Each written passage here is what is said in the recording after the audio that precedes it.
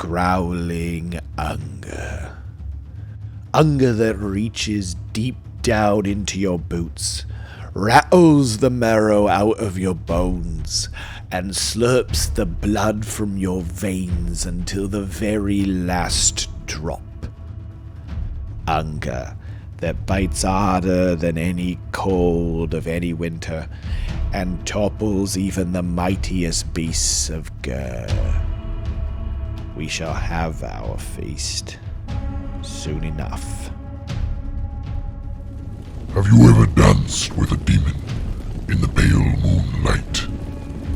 That is every encounter with the true children of chaos. Anarchy is our passion. Ruin is our home. Annihilation is our love. Nothing will survive us. We are a force of nature. The end of realms. Chaos incarnate. And we bring war.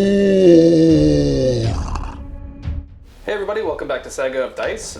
We're joined this week by Dan, who you might recognize from the Honest Wargamer podcast, which is pretty cool. Yeah, and all of those missing child milk cartons as well. Well, we don't talk about those. No. But anyway, today what we will talk about is Ogor Mawtribes versus Beasts of Chaos. We're going to be doing a 2,000-point battle on limited resources, and we'll see you at the Battleplan. Welcome to the sickness that is the thickness of Beasts of Chaos. Now, this is a completely converted army because in a very selfish way, I did not love the Beasts of Chaos models, so I decided that everything had to be something different, and this is my Corrupted Crusade. So from left to right, because that's how we read. So as we go along from left to right, we've got a big unit of Ogor Raiders. They love to shoot from off the board edge and then turn up and shoot more. Short range and a short life expectancy, which is really fun for them. Behind them, we've got overseeing everything. We've got the big lad himself, Be'lakor. Some might recognize the old school Warhammer Fantasy sculpt, and I've chopped him up to bits, and he's standing on a penumbral engine, which gives him a distinct element of majesty, but also makes him the correct height for the current sculpt. He also has an Ogre's Beast Skull banner for a face. I just want that to be known. He does have an Ogre's Beast Skull banner for a face, and he's rocking an old Bone Splitter Shaman a totem for a beat stick in the back there. Still aggressively pointing and still uncomfortably sculpted underneath that loincloth. So as we come down maybe towards the front a little bit there, we've got the General, which is the Doom Bull. Now he's got a couple of really important maneuvers going on with him. The most important is that he lets a unit turn up on the board anywhere outside of 7, and then he can allow units to charge at the top of the combat phase, getting around pesky things like stand and shoot, and that's going to come in with the Bulgor when we get to them. In front of him, we've got a lovely little unit of Ungor, just straight up Ungor, not even ones with bows, a lower life expectancy, more cowardly because they can retreat out of combat, and generally just a bit average at everything, but incredibly enthusiastic, and that's all that counts. In the middle there, we've got a lovely giant. Now he is from Creature Caster. He's the Osmira, and featuring the head of a cassowary, a red kangaroo, and a drop bear koala, and the stomach of a funnel web spider and the tail of a croc. He is just a giant. He's much more impressive as a miniature than as an actual rules on table model, but he does have two cool abilities. One is that anything within 3 inches of him, he worsens their armor save by 1, which is like an extra point of rend, which is very nice. And he can shove things in his pants, in his pouch, or in this case, in the spider, so he can roll to put miniatures in his tummy, which is super fun because he can just bypass the regular digestive tract of teeth and throat, and his tummy has a mouth, so he can eat straight through there. He's very efficient. In the middle there, and slightly less impressive than the Doom Bull, we have a Great Bray Shaman, who is honestly a bit average at everything except for increasing the range of his Rituals of Ruin, which are like really cool Beasts of Chaos only heroic actions that they get to do in their turn. Other than that, he's I don't know, a locus, but he's got very little else going for him. In fact, as survivable as the Ungor are, he's a bee's dick above that.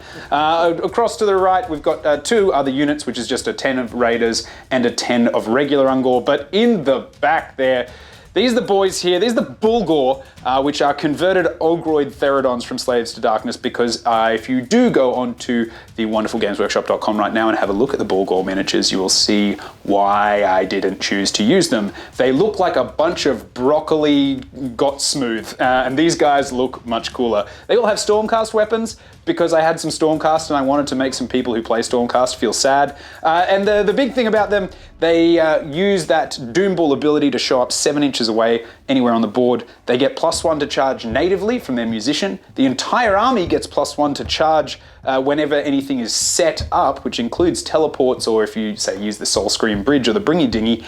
And they also do impact hits on the charge to do lots of mortal wounds. Now when you can charge twice, once in the charge phase and once in the combat phase, you get to double dip, which is kind of like going back for seconds, like going into the nacho dip twice with the same chip. And I know that's a social faux pas, but when you're a Bulgor, you don't care quite so much. They also get to reroll things, and they, on 6s in combat, they just straight up do mortal wounds. So they're lovely. They are about like mildly more survivable than an Ungor, even though they look rad. Our centerpiece at the back is a lovely little herdstone, and it just gives board-wide increases the rend of everything on the board by 1 in battle rounds 2 and 3, and by 2 in 3 and 4. It is also my grand strategy is to keep that thing alive and no one near it, which is kind of important. And the overall sub-faction ability is Darkwalkers, meaning that all of those little foot infantry units can teleport around the board edges. And that's the beasts. That's the angry cows, the poo-flinging, corrupted crusade. Hey everybody, Carson here with Ogor Mawtribes. We've got 2,000 points of Meat Fist yet again. It's the same thing every time, yay! So going from left to right, even though they're in columns that don't very well. Left to right, front to back, just like a book. Let's do front to back instead. Okay. So we've got 20 Noblars, which are basically there to just be in everybody's business, flinging poo at the poo flingers, on a 4-up, whatever you end within 6 inches of them. Behind them are 2 groups of minimum size gluttons, which just have their paired ogre clubs and blood blades, which is just 4 attacks each. And then behind them you have 2 more units of minimum size iron guts, which are the can openers of the ogre world, because sometimes you need to get at the soup. And then in the middle you've got the Slaughtermaster, who's the general. He knows all of the ogre spells with Gastromancer, with the Gastromancer command trait, as well as he knows Hoarfrost. Just behind him back here we've got a Firebelly, who's literally only there for 1 spell, which is Billowing Ash. It's just a 12-inch bubble of -1 to hit if it goes off. In the back right here, we've got a Iron Blaster, which is just shooty or shotgun, depending on his range. And then in the very far back left here, we've got a Stonehorn, which is just super tough, super fast, super slappy. He does pretty much everything. -1 to hit with his mount trait. He's got Arcane Tome to give him access to Mystic Shield and Arcane Bolt. And that's about it. Oh, actually, sorry, one more thing. The Maw Pot. Nobody really cares about it, but it is +1 to cast if you're within an inch of it, and it does do a board-wide heal, or almost board-wide heal, once per game. And every now and then some idiot will move a unit within range of it, allowing you to kill and refill the Maw Pot. Happens rarely, but if someone's really dumb, they might allow that to happen. Or if I play another Ogre player and they just want to see it happen. That's true, yeah. It's also true. But yeah, but mostly the dumb thing. Yes, yeah. We'll see you at the Battleplan. Alright, today we are playing Limited Resources, which is my least favorite battle plan. Oh, it sucks so hard. It's terrible, but you know, we're going to do it for you, for the audience. Also, even though it's not necessarily a favorite, it's one you got to play, because otherwise you're not going to know how to play it at like an event. Also, what am I doing? I'm going to come over here to you. Oh yeah, come on, Just going to crab walk over my way. Get in here. And watch out for the tripwire. Oh god. Yeah. So as you can see on the top-down cam, which I'm now forcing Rob to switch to, there are 6 objectives. Deployment is going to be directly down the center here, basically, or rather like attack or defender territory. The line is directly down the center, so there's no man's land. This battle plan is a little bit weird. The scoring is standard, it's 1-2 more. But if on 2 of your consecutive turns you sit on an objective, you can no longer control that objective, essentially. You can contest it to stop your opponent from gaining control of it, but you can no longer score a point using that objective. Yeah. Now, some say that a masochist wrote this battle plan, and they are right. A sadomasochist, I think. A sadomasochist accountant. Exactly. Someone with a job where they're like, I just really love numbers in Excel spreadsheets. And I want to make other people love them too. Yeah, basically. Yeah. You'll learn to love them just like me. Yeah. So basically, if you can see where my ogres are right now, where they're deployed on that one objective, if I control that for two straight turns of mine, then I can no longer score points from it. That's the biggest thing to note. And importantly, if you control it in consecutive turns, it actually doesn't matter if it changes hands. So for instance, if Carson controls that objective, and then in my turn I take it, and then Carson takes it back in his next turn, it still runs out of points for him to score. Is it terribly worded and a confusing battle plan? I'll leave that up to you to decide at home. Let us know in the comments. Yeah. The answer's yes, though. If you say anything other than yes, you're objectively wrong. You're wrong, yeah. Okay, so as you can see, the deployment is just a giant meat wall and one single Be'lakor. Yeah. The rest of my stuff is in the woods. Yep. I won the roll-off against Dan. I deployed first because I knew that he was going to put basically everything in the woods. So I'm going to decide who goes first, and I decide that I shall take the first turn. So we'll see you at Ogor Mawtribes turn 1. Hi. Hello. Welcome to Ogor Mawtribes turn 1. I didn't know which camera it was. Looks like are we on us or are we top down? Is this Big Brother? What's going on? Okay, so we're in Ogor Mawtribes turn 1. We are in the hero phase. So I think the first thing that has to happen is optimal focus. Which hero are you going to optimal focus? This big boy over here. He gonna get himself a cheeky little command point. Oh my gosh. Be'lakor is going to have a command point. Yay. So because Be'lakor is not in range of any of my casters, I am going to do Magical Dominance just because I need to cast one and not be unbound, and it's impossible for him to unbind. So that's what. See if we're getting primal dice. Yeah, let's do that. Yeah. In here. Not for me. We got one each. Ooh, baby. Yeah. So one primal dice each. I will count that with these. And then I'm going to try and go for a CP on the Slaughtermaster. And I get it. I'm not going to perform a heroic action because the only thing I could do would be to get a CP that I would have to spend this turn, which I can't spend it on. Do it. All right, cool. I'm 4 up. I get a CP this turn. Yeah, Be'lakor's got 2 CP. He's got it. Okay, cool. Okay, so we're past heroic actions. Next up, there's nothing else to do at the start of the hero phase, so I'm going to just move right on to casting spells. Just kidding, I'm not going to do that. I'm going to resolve the Slaughtermaster's pot. So, roll a d6 and see what happens. Little dippy in there. Oh no! He hurts himself. Oh no, it's gone bad. It's gone so bad so quick. He hurts himself, so I'm going to just put that there, and I'll replace that with an actual wound counter later. How many does he take? Is it just one? It's just one. D3? Oh, it's just one. But he has a chance to heal them back because he can cast spells. But he has a chance to then hurt himself more, right? That's correct. Yeah. I see you looking for your silver lining, and I'm going to be like, yeah, but maybe it's a bunch of geese flying into your propeller. So. Maybe it is. I'm going to start off by casting Mystic Shield to the Stonehorn, and he has a +1 because he's next to the pot, and that's perfect. Barely gets it. So Mystic Shield, Stonehorn, yay. I'm going to use different dice. That scared me a little bit. That scared me. We're going to go with Billowing Ash with the Fire Belly. And this is going to be the -1 to hit bubble. That actually would have gone off even if he wasn't +1. So he's got it. And then lastly, the Slaughtermaster, who's going to cast Blood Feast, I guess? Yeah, Blood Feast, I guess, is a great name for a spell. Actually, is it a 5 or 6? It's a 7, actually. Oh, it's a 7. So it's not really worth it for me to spend a primal on that, even if it is to heal a wound, because he could actually take a wound as well. So I'm just going to leave it at that. But I do get my battle tactic because I casted 2 spells and I was not unbound. So we will see you at the end of the Ogor Mawtribes movement phase. Okay, we're at the end of the Ogor Mawtribes movement phase for turn 1. Take form of Meat Castle.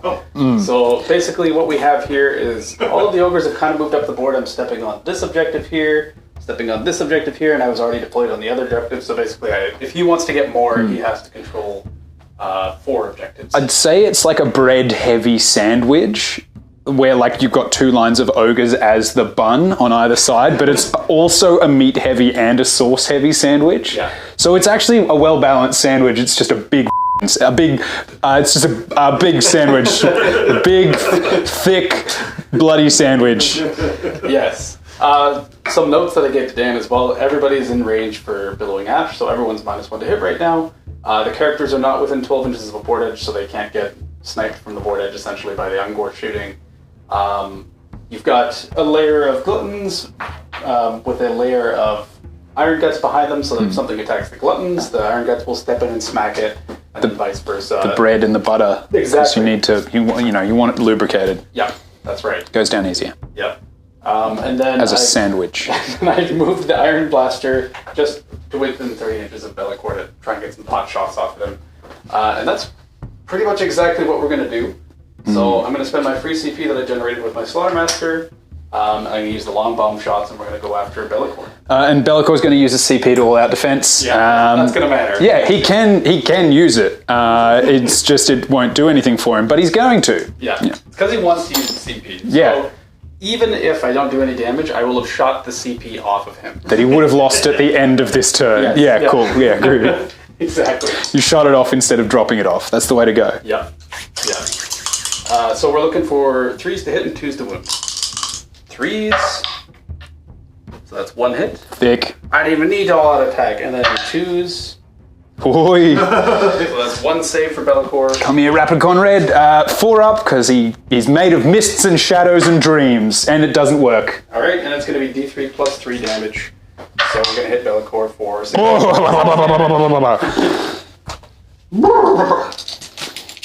Take that, Be'lakor. Yeah, he took a thick hit. Yeah. And that's pretty much going to be the end of the Ogre's turn, just because obviously I can't charge anything, which is my favorite thing to do, so you're a jerk. Yep. And yeah, I'll score a full 5 because I've got 1, I've got 2, I've got more, and I did my battle tactic of magical dominance. So we will see you in Beasts of Chaos turn 1. Sick. It's going to be big. Huge. Thick. After consulting the goat gods, I've come up with a cunning plan that relies on rolling 7 on 2 dice with no opportunity for a reroll. Now, this could be the biggest brain move I've ever done, or possibly giving board presence to my opponent in a way that will cripple me for the future of the game. So either way, I'm excited. Now, before we choose a battle tactic, we'll roll for primals. And I do give us one. And I do not. No, you slapped my dice. So I got 2 primals sitting there, and we did have a look at it, and Be'lakor is strategically or unstrategically outside of 30, so I'm going to go for a hot magical dom, which is often my favorite thing. So he's going to... Oh, well, first of all, he'll do a heroic action, which, given that he's the only one on the board, he's going to heal. Do a little heroic heal there. Is he 10? Or is he less? I think he's 9. I think he might be 9. I don't know if Be'lakor is that brave. I think... He's got to be 10 because he's a demon. Yeah, but remember, he's like kind of shitty at things you don't expect him to be bad at. Bravery 10. You're good. Oh, he is. Okay, good. Yes, sweet. Okay, and he's going to heal for 1. Solid. All that checking for 1. That's all right. It's going to come in clutch later. That 1 wound will matter. The Slaughtermaster is going to try and go for a CP on a 4-up. Yay. So I've got one extra CP in addition to my 3. And now for the strategy that is cunning, but also brilliant, but also dumb. So what's going to happen is the Rituals of Ruin that I spoke about at the start, which are like super cool beasts only heroic actions, you can do 1 a turn from off the table. The one I'm going to do pulls your opponent 2d6 towards a spot on the board edge. Now, as we can see if we have a look on the top down, these lovely gluttons here can hit an 18-inch point just off to the edge, which will put this beautiful man, if I roll a 7, will put a toe on that objective. Now, the reason that this is a cunning plan and is super genius and incredibly clever is that if that happens, that means Carson will score that objective at the bottom of his... He'll control it in my turn, meaning he'll score it in his turn. So if it works, in turn 3, 4 objectives will have turned off of this board for him, leaving him only 2 that he can play for. And I am doing the math. I might be doing it poorly, because if he kills my entire army before then I don't have anything to score points with, but it's still a strategy, and it's beastie, and it's cunning. So, first of all, I do D3 mortal wounds to myself. Now, this is the only thing the Bray Shaman's good for, which is the extra 6 inches on that. So D3 mortal wounds to myself. 1! Good lad. Sick lad. That one that Be'lakor had healed just got slapped onto him. There you go. And now 2d6. Now these dice I feel like I've used their luck. Yeah. So I think we go with a pair of Roblins. That's what's going to do it. Let's do it. 7. Give me 7.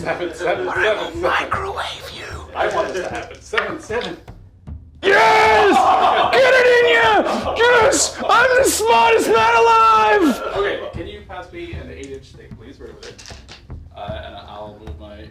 Wait, did you say which point it was? I'm assuming this way in general. Yes, so I'll show you the direction that they've got to go. Okay.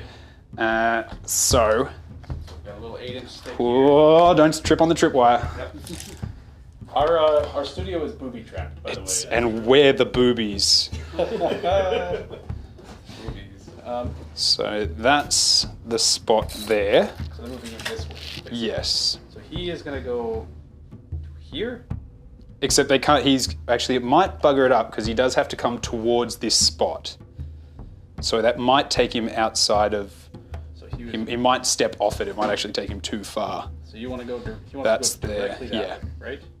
Yes. We'll give you the benefit of the doubt. He puts his toe on. He puts a Because- toe on, because yeah. I love this plan. It's a cunning plan. Yeah. And then, And then everyone else follows. Everyone follows, yes, 8 it has to go 8 inches towards there.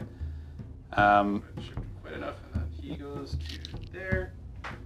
Just moving them one at a time, and then Yeah. some of them will get blocked, basically. So this guy will get Yeah. blocked right there. And then the rest will have to go around behind him. Do they have to move around? Well, they have to move as far as possible towards that point. So he would basically end up going like here then. Because he can go that way to get closer to it. Yes, yeah. In order to maintain coherency, I think he would have to end up like Go here, there, yeah. essentially. Cool. Okay. Yeah, so I can't force you to successfully- break coherency. Yeah. Don't forget 6 models are Oh, 6 models are ones. Yeah, that's Oh, yeah, right. no, yeah, that's Yeah, fine. silly boys. Anyway, it's one of those fun movement shenanigan-y things that can work, but is and they're like, yeah, so these are the rules, but also in practice it can be kind of confusing. Now, originally the plan was that if there was a gap, I was going to try and pull the Firebelly out and then shoot him to death. But then the Firebelly was the sauce in that. No, he was the hot sauce in that sandwich right there, so there was no way to pull him out of it, which meant Operation Tag and Go became the new plan. Now we're going to cast some magic. So old mate Be'lakor is going to cast an arcane bolt. Cool. He hit a 5, and I would throw primal dice at it out of hilarity, but I'm not going to do that because knowing my luck, I'll roll 2 1s. So he's hit an arcane bolt, which he uses and then does nothing with. In my so we'll move on to my movement phase. It's done. Cool. That was a sick movement phase. I had the best time. Well, actually, no, we might do one move. Will we? I don't know. I don't know how I feel about it. We might do a single move. Okay. Actually, hold on. Let me just do this right here. Yeah, no, my movement phase is good. So that's my movement phase done. We go to the end of my movement phase, and at the end of my movement phase, I'm just going to bring a unit on, and they're just going to come on down here. Now, I do need to make sure they have to be 9 inches away from the enemy, and within 9 inches of the board edge. Just dip a toe in there, buddy. There we go. 9-inch thing. They're like Yeah. they're not quite visible. They're so not on the board edge. They're not even there. There we go. And I think they're 9 inches away there. Sweet. That's my movement phase done. My shooting phase, glorious, and my combat phase also complete for a hot 3-point turn. Sweet. The score is 5-3 for Ogor Mawtribes currently. Currently. But I will run out of steam pretty quickly because that little trick you just pulled. What I'm doing is I'm taking your steam, and I don't know what you do with steam. Like if you have steam, You need it. Okay, right. Like I started that metaphor, and then I realized I had nowhere to go because like if you take steam, you don't have it anymore. So Unless you have a bag. a bag of steam, yeah. Then you've got this army. yeah. I got a bag of steam, and it's all yours, baby. Anyway, well, let's escape that. Sweet. So that's my hot turn. I guess we're into priority, right? Let's do it. Heck yeah. Let's fall in love. Come on! I got a 5. I got a 2. Oi. Now, Choice is yours. the choice is mine. You give have me a a double think if- term and you can have waste a my think if turn. you want. Yeah, that's true. You could think off camera. That's okay. Let me present the Yeah, options okay, to yeah, you. no, throw them out there. I like Loudly being and present. directly into your ear. Good, yes, in here. Feed me. So your options are give me the double turn, waste my time, probably, right?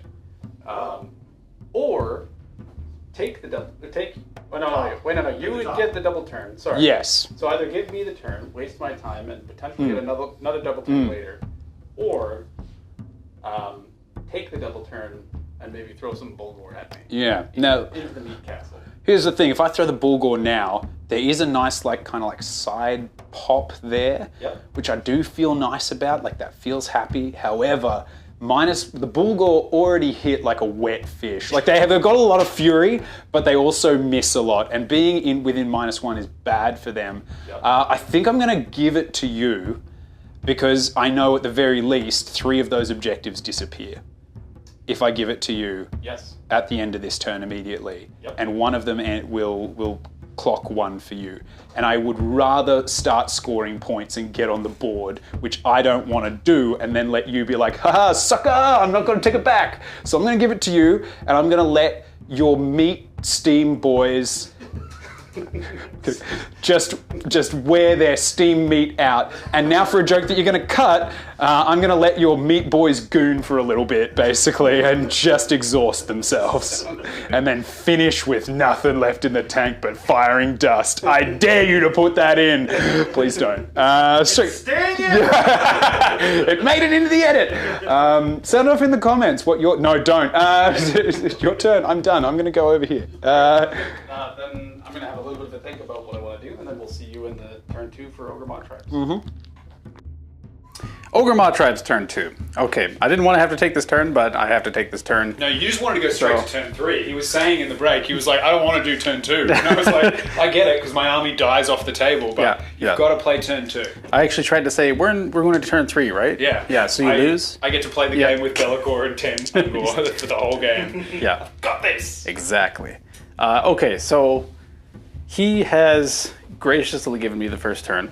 There's no way that I can possibly charge anything right now, so I think pretty much I'm going to have to go with an ogre battle tactic, which is savor the taste, which is just that no ogres are in combat at the end of the turn, which is very easy for me because that is currently the state of the board. Yeah. And it's literally impossible for me to fail this because Unless you charge, somehow. somehow, which I don't think is possible, but but you know what? I'm going to try. So we're going to start off by doing primal dice. So let's go for a nope. And Yes. yep. So we have 1 each. I'm going to try and go for a CP on the Slaughtermaster. And I do get it. I think I'm getting it every time. I'm going to try and heroically recover Bellicor. And he also got 1 CP for being the only unit on my board that could take advantage of the Locust thing. Bellicor definitely recovers this time, nothing needed, and he gets a hot 1. Woo! One. That does mean that boxcars from the Iron Blaster can still kill him. Yes, sir. Yes, sir. Let's go for it. I've said it has to happen. Yep. Okay, so that's pretty much it for the start of the hero phase. Now moving on to the regular hero phase, we're going to go in the exact same order. We know that nothing is in range of anything else, so I can just cast all my spells unimpeded. So... In hindsight, I should have moved Bellicor forward just enough. But hindsight, you know what they say about hindsight? It's behind you, so you can't see it because your eyes are in the front. Unless you have a mirror. Oh my God. That's why you're so good at Warhammer. Steam. Yeah. Bringing it back. Oh my God, no, because Steam would block the mirror. I took your Steam. That's now right. the mirror's clear. Now you see. There we go. It's all coming together. This doesn't make any sense whatsoever. But I'm going to roll dice now. So the Slaughtermaster is going to resolve his pot. And he gives something +1 to wound. And I'm going to give it to the Stonehorn, just because I feel like it's fun. So I'm just going to put a die next to the Stonehorn, denoting that, and I'll mark it later. Next up, we're going to move on to spells. So, oh God! Loud sounds. Yeah, have fun editing that sound, guy. Mystic Shield from the Stonehorn, which will go off. And then we're going to do Billowing Ash from the Fire Belly, which will go off. And then we're going to do... What is this? What does the Slaughtermaster actually want to do? Heal. He does want to heal, that's correct. But he doesn't have a heal spell, so... So he needs to cast it and then roll a 2 up. Yeah. Otherwise, geese into the propeller. That's what happens to him. He's gonna do Blood Feast. Why not? And it does go off this time. So he's gonna put it on this unit of Iron Guts over here. So, this unit of Iron Guts over here. And that's pretty much it for the Ogor Mawtribes. Oh, sorry, he casted a spell. So on a, he rolls a d6. On a 1, he takes another damage. Geese! He No, the geese went past. So he heals his wound back, and no one has wounds in my army anymore. Yay! Okay, so we will see you at the end of the Ogor Mawtribes turn 2. All right, the meat castle is back, and it is slightly forward.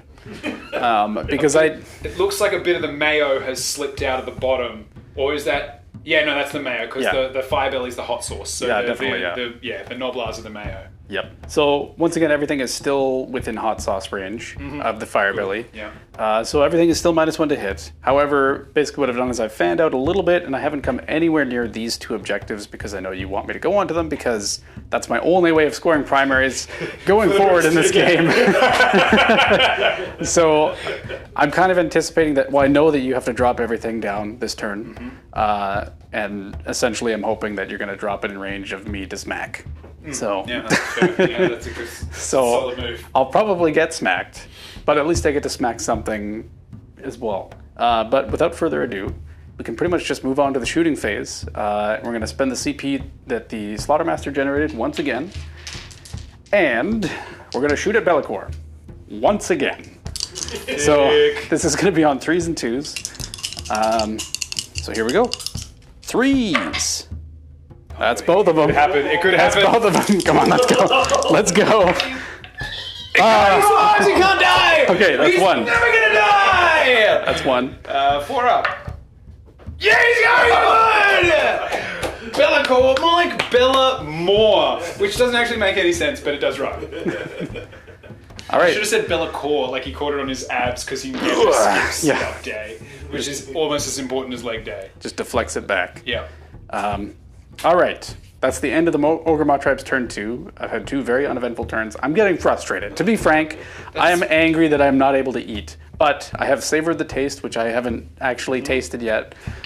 So I do score a full 5 victory points. I'm about to have a stroke over here.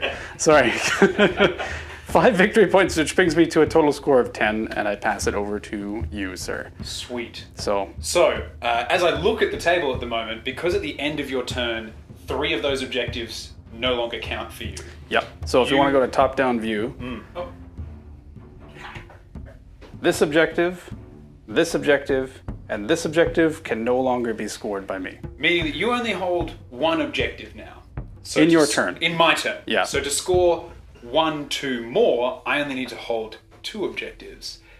Which is where the goats have the cunning of a fox, but the abilities of a goat. So somehow I need to be fox-like cunning, but with goat-like hooves. No opposable thumbs. That's it. I've had nothing. All right, sounds good. Yeah. Then we'll see you in the hero phase for Beast of Chaos turn 2. Very excited. Yay. After a good bit of beer and a bit of strategizing, and realizing that the battle tactic I wanted to do actually doesn't work because Carson technically doesn't control the objective that I wanted to target as the objective I wanted to do an objective thing upon. I've gone with Intimidate Invaders because a lot of my army's going to pop up. Instead of having 2 units on the battlefield, I'm about to have a bunch more. And we're going to do some cool stuff, but we'll kick on to the hero phase because it's nice and swift and, again, very efficient. Primal dice, I guess. Oh, I missed. I give us 1. I also give us Sweet. 1. 3 primal dice. Ooh, baby. All right. Get ready to see him. And for my heroic action, I'm going to, again, recover with Be'lakor. He gets it, and he recovers a hot 2 this time. Hey, that cannonball from the start, he's starting to claw it back. He's still got a command point just locked and loaded in there, which is, that's lovely for him. What are you going to do? What are you gonna I'm going to do a command point on the Slaughtermaster. Get that little command And I get it again. Yeah, have that little command point. Let's cast some magic. I've got 2 spells. Should have probably measured to see if the one I might do is in range. It's fully not, so all I'm going to do is lock away an arcane bolt, which I do have it on a 9. I'm going to throw a primal dice at it. Ooh. I have 3.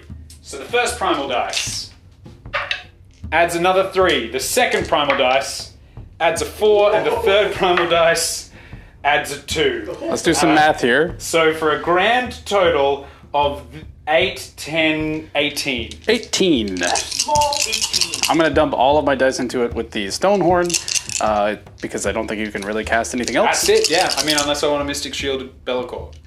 Yeah, I might want to do that. you might want to. You never know. So, yeah, 5d6.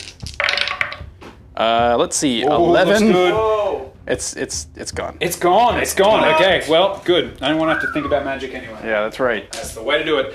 And last but not least, we are going to do a Ritual of Ruin. It's going to be from off the board, and it's going to target the Noblars on the back. Oh, God, no. We'll go to the top down in a hot second, but for right now, it's going to take... I'm going to do D3 mortal wounds to my Doom Bull this time. Yeah, there it is! Bleed for me, my own general.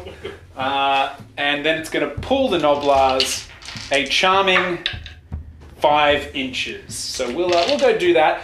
Then we're going to have a great big movement phase, and then we're going to do a shooting phase twice, because I'm going to like to do the shooting phase so much. It'll be so nice I'll do it twice, which is a terrible joke. Everyone's made it. I'm not going to make it. Cut that. Or leave it in. I don't care. We're going to go do the movement phase, and then we'll come back to you when I'm shooting things with goat bows. You're staying in. So the Ungor Raiders get to shoot from off the board edge. They have 1 target upon which to unleash their hate, and it will be the Noblars. So 30 Ungor, unit of 10 and a unit of 20 are going to give them absolute hate. So we'll do the unit of 10 first. Actually, no, we'll do the unit of 20. Go on, unit of 20. Big good stuff first. So it's going to be this twice. Okay. They need 4s to hit and 4s to wound. I will all out defense because when... Oh, no, this is at the movement phase, so I can't. Oh, that's true. Yeah, Whoa. my bad. All that defense, nothing. So here we go. So 4s and 4s. Yes, sir.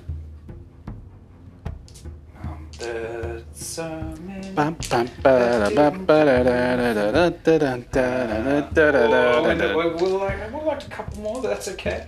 And then 4s. Okay. So we've got 1, 2, 3, 4 so far. So 4 Noblars are dead. I'm just going to keep a counter. 4 so far, and now the other half of the unit. That's nicer. Good job. However, they now need to convert, and I would love them to not bugger this up. So 4 from the first half, and then not many. 3, 3, so 7. Yep, 3. Sorry. I hate 4s. So 7. So that's 7 at rend 1. So 7 Noblars will die. Great, and then the unit of 10. Okay, I'll just keeping track. Yeah. That's it. Just the unit of 10 will now go. It's just this once for the unit of 10. Let's see them outperform the unit of 20. That would be very impressive. They're already on track to do so. So good job, guys. Now Give him a good shake. that's it. Come on, guys. You got this. I believe in you.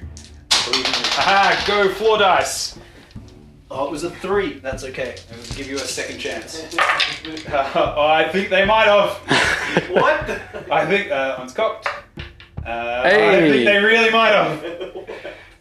They did. By far. So, 4, 8. So a unit of 10 got 1 more wound than a unit of 20. So you've killed 15 Noblars. 15 Noblars. And that was the top of the movement phase. All right. Okay, we're back, and that was my longest turn of the game, which is the end of the movement phase turn 2 when everything of mine shows up. There wasn't much shooting outside of the movement phase because my shooters are in the corners. We've had some teleporting Ungor, and largely everything has avoided the objectives, except for those Bulgor who've gone down. We'll roll some charges now, and then we'll get into it. Now, Bulgor had this rad ability. They do impact hits on the charge, similar to Ogres, but better and also worse. So they get to roll a dice for every model in the unit, being 9 in the Bulgor unit, with a reroll for the banner, because giving them a banner, they're like, just reroll a 2 up, rather than just saying, you just get it. So a rerollable 2 up does a mortal wound for every Bulgor in the unit. Now, if they then kill the unit that they charged into, obviously they can charge again in the combat phase via the Doom Bull, which is super rad. But here's the thing.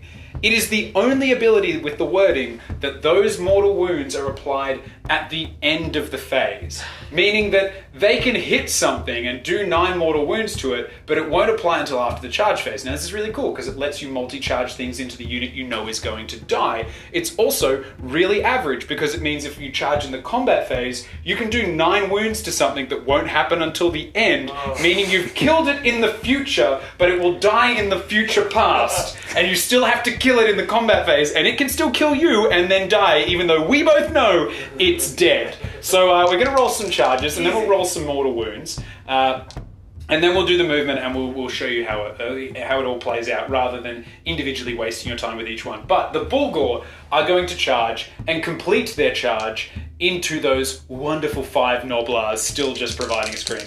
So they're 7 inches away. They get +1 because they were set up this turn. They get another +1 from their musician, so they are looking for a 5. And they get a hot 13. So they will do that. We'll, just for funsies, we'll roll the mortal wounds on those Noblars. Yep. Now, importantly, let's remember, they aren't dead yet.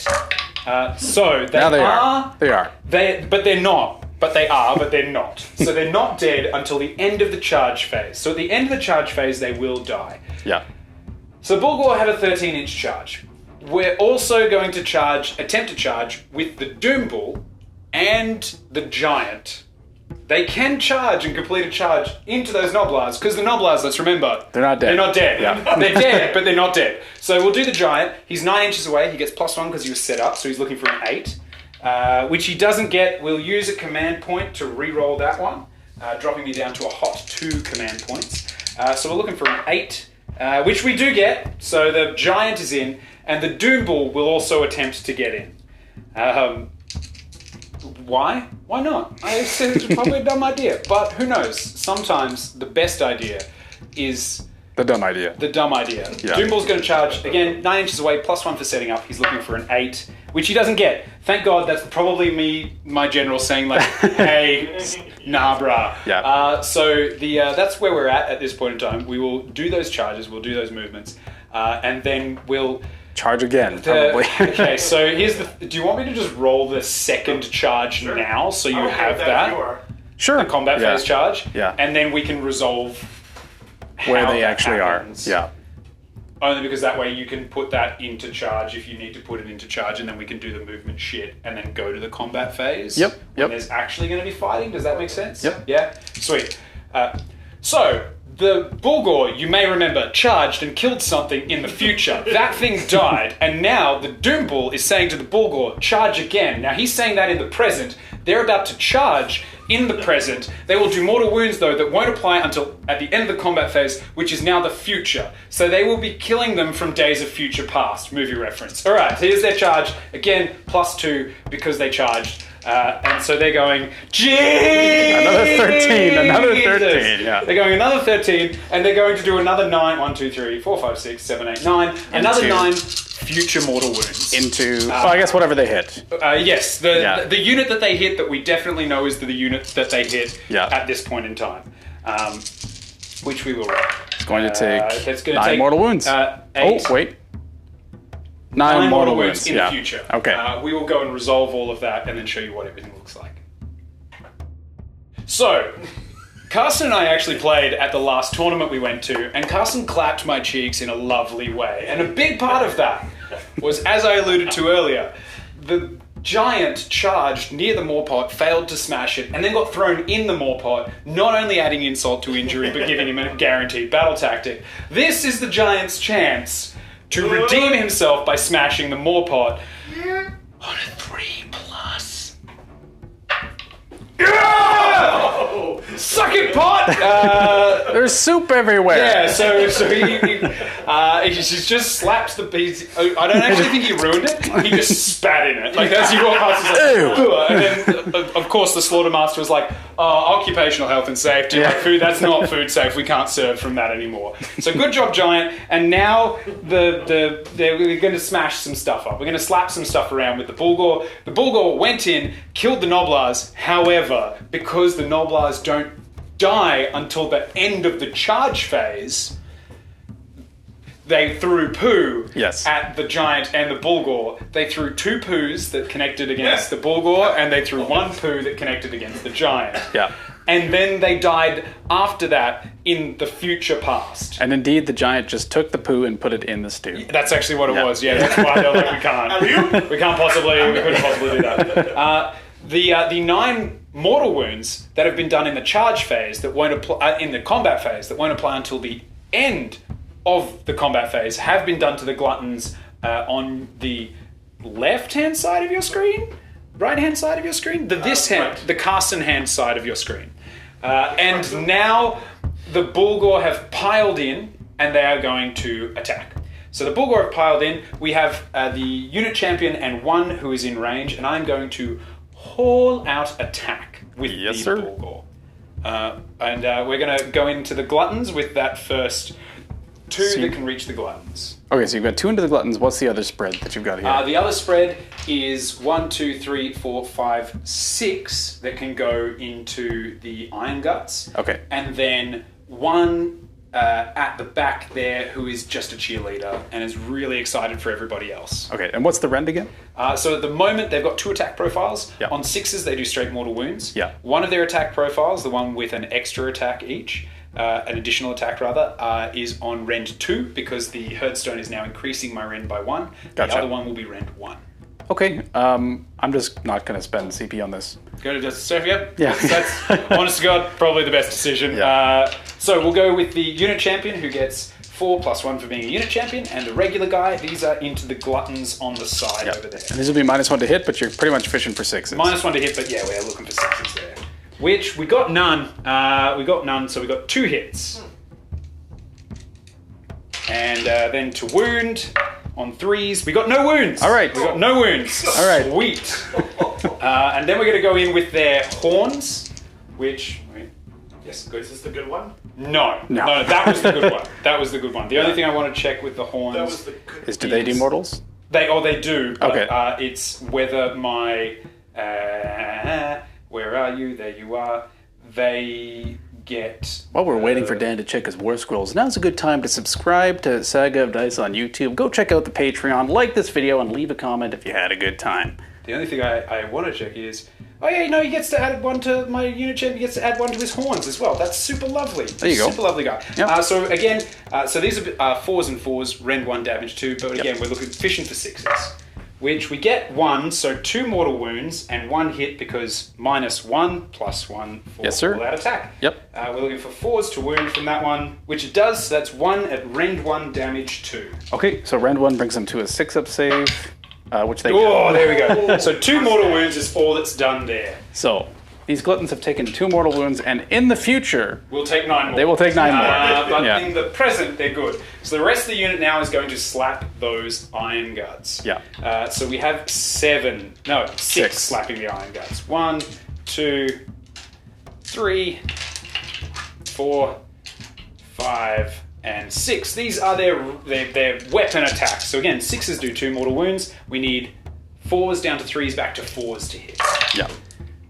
And again, we're not loving those mortal wounds. We've done 6 mortal wounds. Not bad still. So we'll take 6 mortal wounds. Yep. But only a handful of hits. Jeez. They don't. This is where Bulgor, they love it. They love a good charge, but they're a bit average after it. Would you like some Kraken dice? I'll roll Kraken dice for their horns. We'll see how the Kraken dice do for the horns. So these are looking for 3s to wound. There's the 6s! Whoa! And that is 5 at rend 2.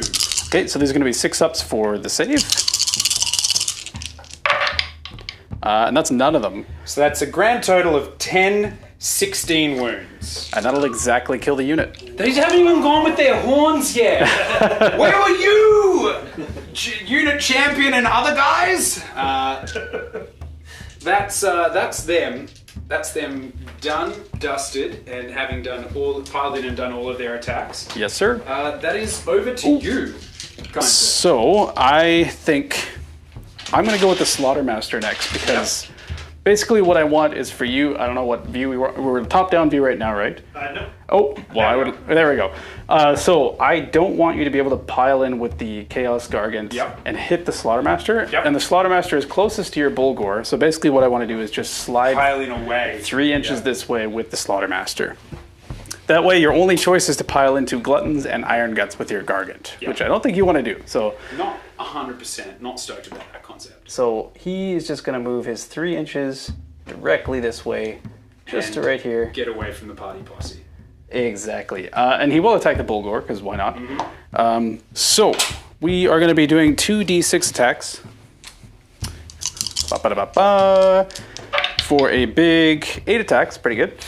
He loves a chop. He does love a chop. So these are going to be 3s and 3s. 1, 2, 3, 4, 5, 6, 7, 8. And these are going to be on 3s. All but 1 hit. Oh no. The Slaughtermaster either goes absolute ham or he goes absolute, what's the opposite of ham? Spam. He's either absolute ham or absolute spam. There's no middle ground. Yeah. And he's gone spam. He's gone spam. He's gone for a hot spam. So that's 3 at rend 1 into the Bulgor. 3 at rend 1. So 6 ups. Oh no, 5 ups. 4 Sorry. down to 5. Yeah. Which 1 goes through, meaning that 1 that took 2 wounds from Noblaz survives. Are they 4 wounds each? They are 4 wounds each. Okay. So he lives to bull another day. So now the activation goes back to you with your Chaos Which will Gargant. be the Gargant, and he's going to probably make an ill-advised decision. Okay. However, that's the only type of decision I ever want to make. Yes. I agree. And he's going to pile in... To pull in just the Gluttons, I guess? Yes. He's going... Because the Gluttons are now the closest to him. Yeah. So he doesn't want to pull in the Iron Guts because I feel like 1 Iron Gut attacking twice has the potential to put him down. Yep. So he's just going to... The question is if he goes to 2... No, that's not good. That's a dumb idea. That's a dumb idea. We're just going to sneak in there. You just want to get them within 3. He's just going to put a toe in. He's going to go to 2.9 inches like that. Okay. Just dip a dainty little kangaroo toe in there and just... And so I probably won't be able to swing at you, is basically what you want. Because I can't actually move through here. Oh my goodness! I am the smartest tactician alive! I possess the consummate knowledge of all of the goat gods. And that was obviously my entire strategy. Yes. Yes, Gosh, I wish I could high five myself. I can! Yeah. Oh yeah. Oh, it's like there we go. Strategic goat. That's me. Over to you, which would be the glutton. I assume. Oh no, you've got so many gluttons. Yeah. So many future dead gluttons. So we've got a bunch of Gluttons over here. Yeah, that's true. Well, we've got 2 future dead Gluttons over here. Yeah. It would have been real nice to do 1 more future dead glutton. Yeah, exactly. Real nice. So this Glutton is basically just going to go to here as far as he... Yeah. Gets around. Going around the spear, but not all the way through there. And then he's going to pile in his 3 inches. Then he is going to pile in his 3 inches. We're all piling in 3 inches here. That's what we do. And then he will pile in his 3 inches, just over here. And then Congo line. Yay! We like to do Congos. So basically, we're going to get 4 of them in to the Bulgor. I will spend the free CP that the Slaughtermaster generated to... All out attack? All out attack. Heck yeah. So that's going to be 4 attacks each, plus 1 for the champion, so a total of 17 attacks. 1, 2, 3, 4, 8, 12, 16, plus 1 for the champion. So we're going to be looking for 2s and 3s. Come on, Bulgors, let's go. Okay, so we've got 1. It looks good. 2 1s. Oh, it looks good. Slash bad. It looks real good slash real bad. And now we're looking for 3s, and this is where it could really go wrong.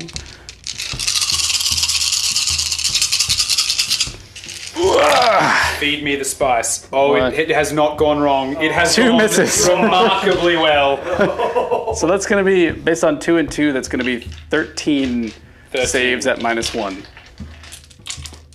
6, 7, 8, 9, 10, 11, 12, 13. So we're looking for 5s for these lovely bulldogs. Oh, I missed one. Let's try that again. Which I believe I hit 2. So that's going to be 22 damage. 22 damage, which I believe is going to be, if not the whole unit, the vast majority of that unit. Not the whole unit, because they're 4 wounds each, you said. Yes. So we've got... So 20 we know is 5 dead Bulgor. 1. There we go. So 21 to go. 4. So 5. That's 5. 9. 9. 13. 8. 13. Yes. Yes, I'm bad. 17. 17, 21. And then 1. 1 on him. Would leave him there. Yes. So 6 Bulgors die. 6 Bulgor. 2/3. 2/3 of the Actually, Bulgor. how many points are they? For the 9? 600 and something. Yeah. 600 and something Maybe points. dumb. What's maybe dumb? You want to keep those gluttons in combat? Yeah. Sorry. Do you mind if I Go for it. I Absolutely. So reverse? basically, you just want to keep like 3 here. Yes. The 3 that survive will be the 3 that were here, and then these guys will die. And we'll Okay. leave those gluttons tagged. And Sounds one good. Pops there. And then I don't think it's possible for me to pile in a glutton there to like actually get within This 2 inches of you. actually, never mind. I can't do that. That plan is completely a falsehood. Okay. It's 3 normal guys over here. I am very sorry to go forward and take back and go forward and take back, but otherwise they will not. I'll never forgive you, but that's fine. That's fair. I deserve it. Good. So I just want to see if I can possibly get within 2 inches Yeah. of him. Because this guy's basically capped at his 1, and if he Yeah. slides, or he has to stay there. Shuffles across. Yeah. Do we have another 3-incher here? Sorry, audience. Yes. I don't want to toss it over top of your models. Go for it again. So he can I don't know why I'm all the way over here. Guys are dead.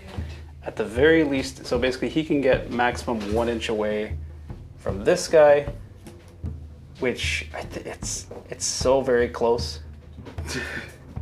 I'm gonna say reckon no. you can. You think so? Yeah, sure. Okay. 1 guy is gonna go into the Chaos Gargant. It'll be 4 attacks. These are 3s and 3s this time. Could have rolled a couple more 5s. So 4 attacks into the Chaos Gargant. 3s, all of them. And then 3s. Shouldn't have been nice to me, all of them. Oh, yeah. So 4 at -1 into the Chaos Gargant. -1, 6s. He passes 2, so he takes 4 damage. more. Yeah. Now, I think that's the end of the combat phase, right? That is. So 2 things happen. Number 1, the wounds on these gluttons get resolved. Finally, yes. So basically what happens is this guy has 2 wounds on him already. Yeah. So he takes 2 of the mortal wounds and dies. Then I'll take 4 more of the mortal wounds. There'll be 3 remaining, and this guy dies. And then 3 will go into this fella right here. So basically 2 gluttons will be dead, and then 1 will be close to dead. One more. That is the magic sauce. And that is going to be... Okay, so now one more thing at the end of the combat phase, which is Gulping Bite, because I'm ogres. Yes. And your Slaughtermaster is in 3 inches range or 1? 3 inches. 3 inches. Yeah, every enemy unit within and 3 inches. The dude can bite the giant If as you're well. in Yeah. combat, eh? Yeah. So for the Bulgors on a 4-up, nope. And for the Chaos Gargant on a 4-up, no.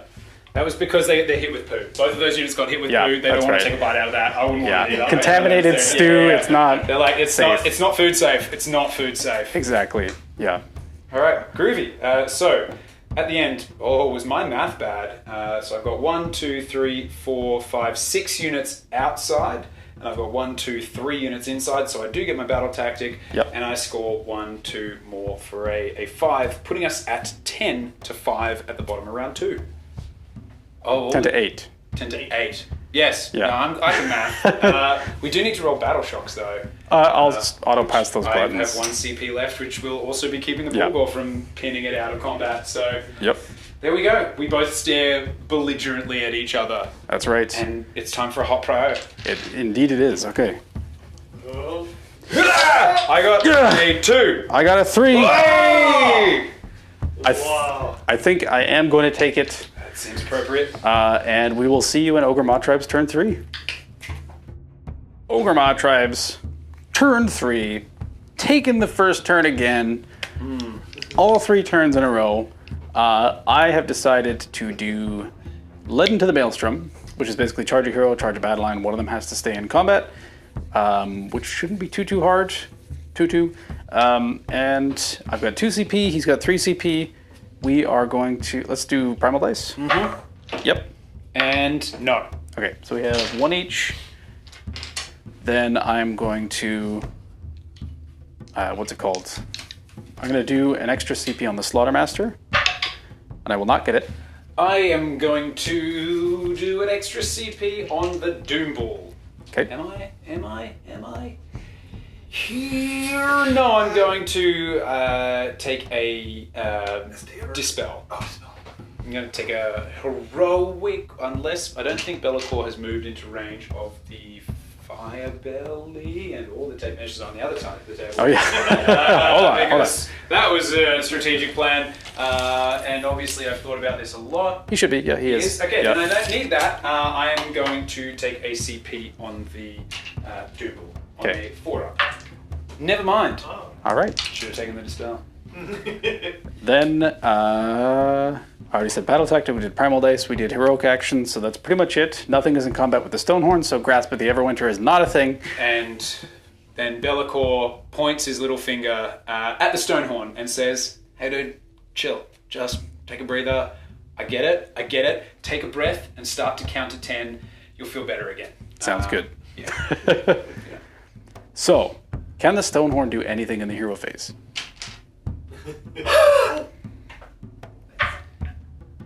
He cannot. He cannot. He cannot. Cannot. He cannot. Okay. He can. Chill. Yes. It's harder when other people start it. I get it. Yep. Calling you hate, making you irate. Just chill. Just be chill. Sounds good. Okay. All right. So, we're going to resolve the Slaughtermaster's pot. Yes. He rolls One. a... Yes! Yes! Geese in the propeller! Let's go! So he takes 1 wound again. Then Don't he's... blame me so you don't roll 5s. Then he's So going to... many geese. Yes. So I only have 2 spells, 2 casters right now, or 2 casts rather, and you have an Unbind for each of them? I do. Yes, I So, do. there we go. We are going to do... I don't actually know if we even need Billowing Ash on the Fire Belly. So he's actually going to cast Mystic Shield. Okay. Yeah. Yeah. Yeah. Because you're planning on killing everything of mine. Yeah, before it exactly. gets too far. Yeah, let's not lie. It's not like you've been like, I don't think you're going to hit. And it goes off on a 7, and I'll just leave it there. Yeah, all right. I'm Yeah. going to go for just a Dispel. Let's go for a hot little Dispel. Yep. That's a 7. So would you like to spend your Primal? No. No. Okay, so he's going to put that on these Iron Guts right here. Iron Guts, yeah. Yeah. So, next spell. Geese in the The Slaughtermaster has a chance to get those geese out of the engine. He's going to get more geese. And what he's going to do, More geese. he's going to cast Blood Feast again. Okay. Yeah. More Blood Feast, more geese. And I will add a Primal to that. Okay. Is that 2 or 1? Oh, It's a 2. So we have, that's a total of 6, just for those at home, just in case you're not currently in the room with us. And then that'll be I can do math, 11. So we need to beat an 11. Blood Feast, more geese. That's a 9. So you need a 3 up What does if Blood you Feast use do your, again? so it's +1 attack to a Ogre unit. A foot Ogre unit, specifically. So, we're looking at a 9. Yeah. We need a 3 or higher. Yes, Let's sir. roll a dice. Let's roll a dice that's a bit more obvious. Let's go with a Kraken dice. Yeah. That's an obvious. Yeah. Never mind. There it goes. All right. So There it that goes. same unit of Iron Guts is going to also have +1 attack. I was told Kraken dice rolled well. I just want to be absolutely clear that I was told that. You and Eric, apparently. I trusted in my own. Yeah, there we go. Never mind. Never mind. Yeah. I'm sorry. Cracking dice. I'm sorry. You fool. Have your extra attack. You foolish fool. I don't even want it. Okay. I don't even not want you to not have it. Well, good. Yeah, good. I'm glad. Don't take it then. I will still. So I think that's going to be it for the hero phase, actually. And also, sorry, the Slaughtermaster did cast a spell, Geese in the engine, geese in the engine, geese in the engine. so Damn it! he heals his wound back, so he's fine. So that's pretty much going to be my hero phase. Before we go into the movement phase, will the Stonehorn be able to do anything in that phase? Stand still, think about what you've done, take a breath, count to 10. He can do nothing in the movement phase. Okay. However, the big phase will be the charge phase. That's the one. True, That's very the true. one. So then we will see you at the end of the Ogor Mawtribes movement phase. End of the Ogor Mawtribes movement phase. The Bulgor are about to get clapped back. Yes. And normally you would start with something and then you'd get clapped back. The hard thing is that the Bulgor started to say whatever they wanted to say. Then they got clapped back in my turn. And now you're just continuing to clap back. Yes. There was The afterclap. Yeah, the afterclap. Yeah. What it is there was a standing ovation for your ogres in my turn. Just being like, oh, wonderfully performed, gluttons. And then in your turn, what's still happening is like a good number of people sat down, but there's still some people being like, oh, bravo, encore. That's what's going to happen. There was an interesting rules interaction, though, that we did discover, which is about terrain that's been smashed.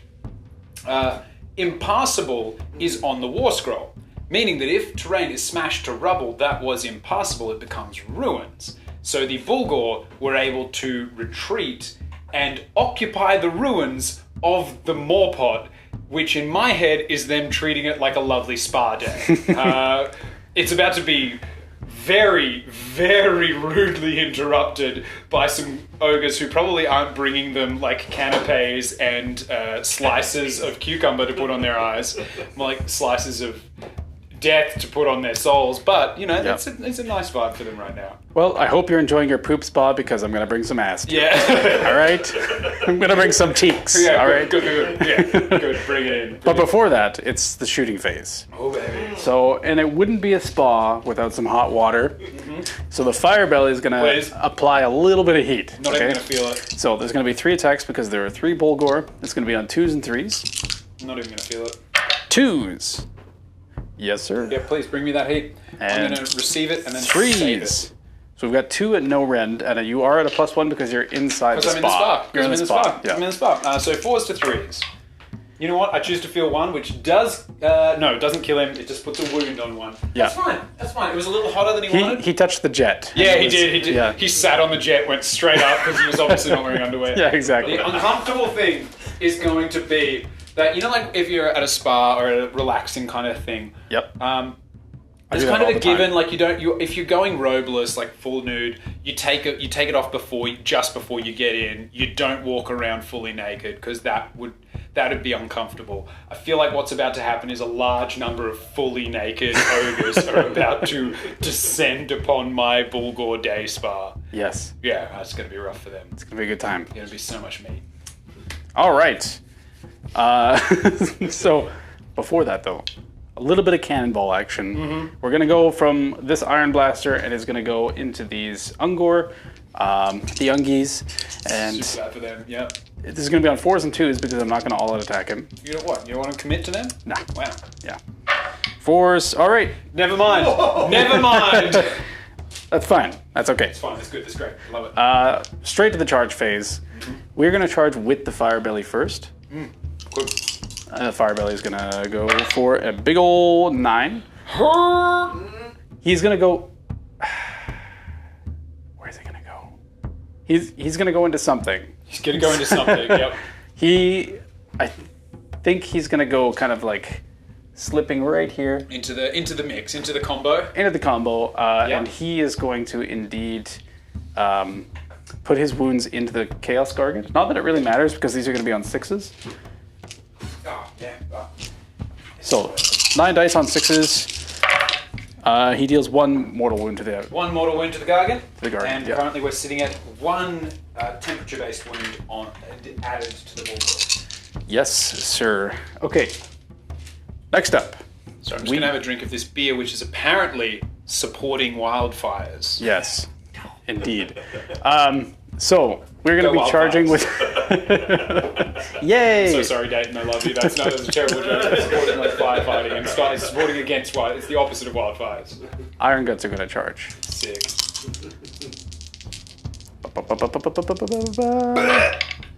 So it's going to be a big 5. Not a lot. It'll get them in. It'll do the job, but will it do it well enough? I think so. I think that's actually fine. So they're going to go a total of 6 inches. And basically what they're going to do is they're also just going to tag the Chaos Gargant, and I'll resolve that a little bit later. Yeah. So that's going to be 5 dice there. I'll move them a little later on 4-ups. So there's going to be 2 mortals into the Chaos Gargant. 2 more. How many does he have left? He has a hot 12. He's taken now 8, so he has 4 left. Okay, sounds good. So then, lastly, we are... Oh, sorry. Can the Stonehorn charge? Can the Stonehorn charge? Yeah. It is the big question. On a 1 or a 2 again, on a 3 or more can't. Shit! Let's go. No, not straight. It's time. It's time. Stool. Things It's are bad. time. Things are bad. Things are Stonehorn super charge. bad. Stonehorn charges. Double 1. So those Iron Guts are now out of the way of the Stonehorn. Yes, they are. They are. Those Iron Guts are not there. They will move. Come on, Stonehorn, baby. Yes. Oh no! Yes. Oh no! It's on the tower. He goes a big 10. How did you stop him in the face? He goes a It didn't big matter. 10. He's coming. He's coming. And he's basically just going to go all the way down. He has to go like straight down here, essentially. Yeah. So Oh no! he'll end up going bonk, Things are bad. like so. And he's going to put all of those into the Bulgor. Yes, sir. Yes. Yes, sir. So that's going to be 9 dice into the Bulgor.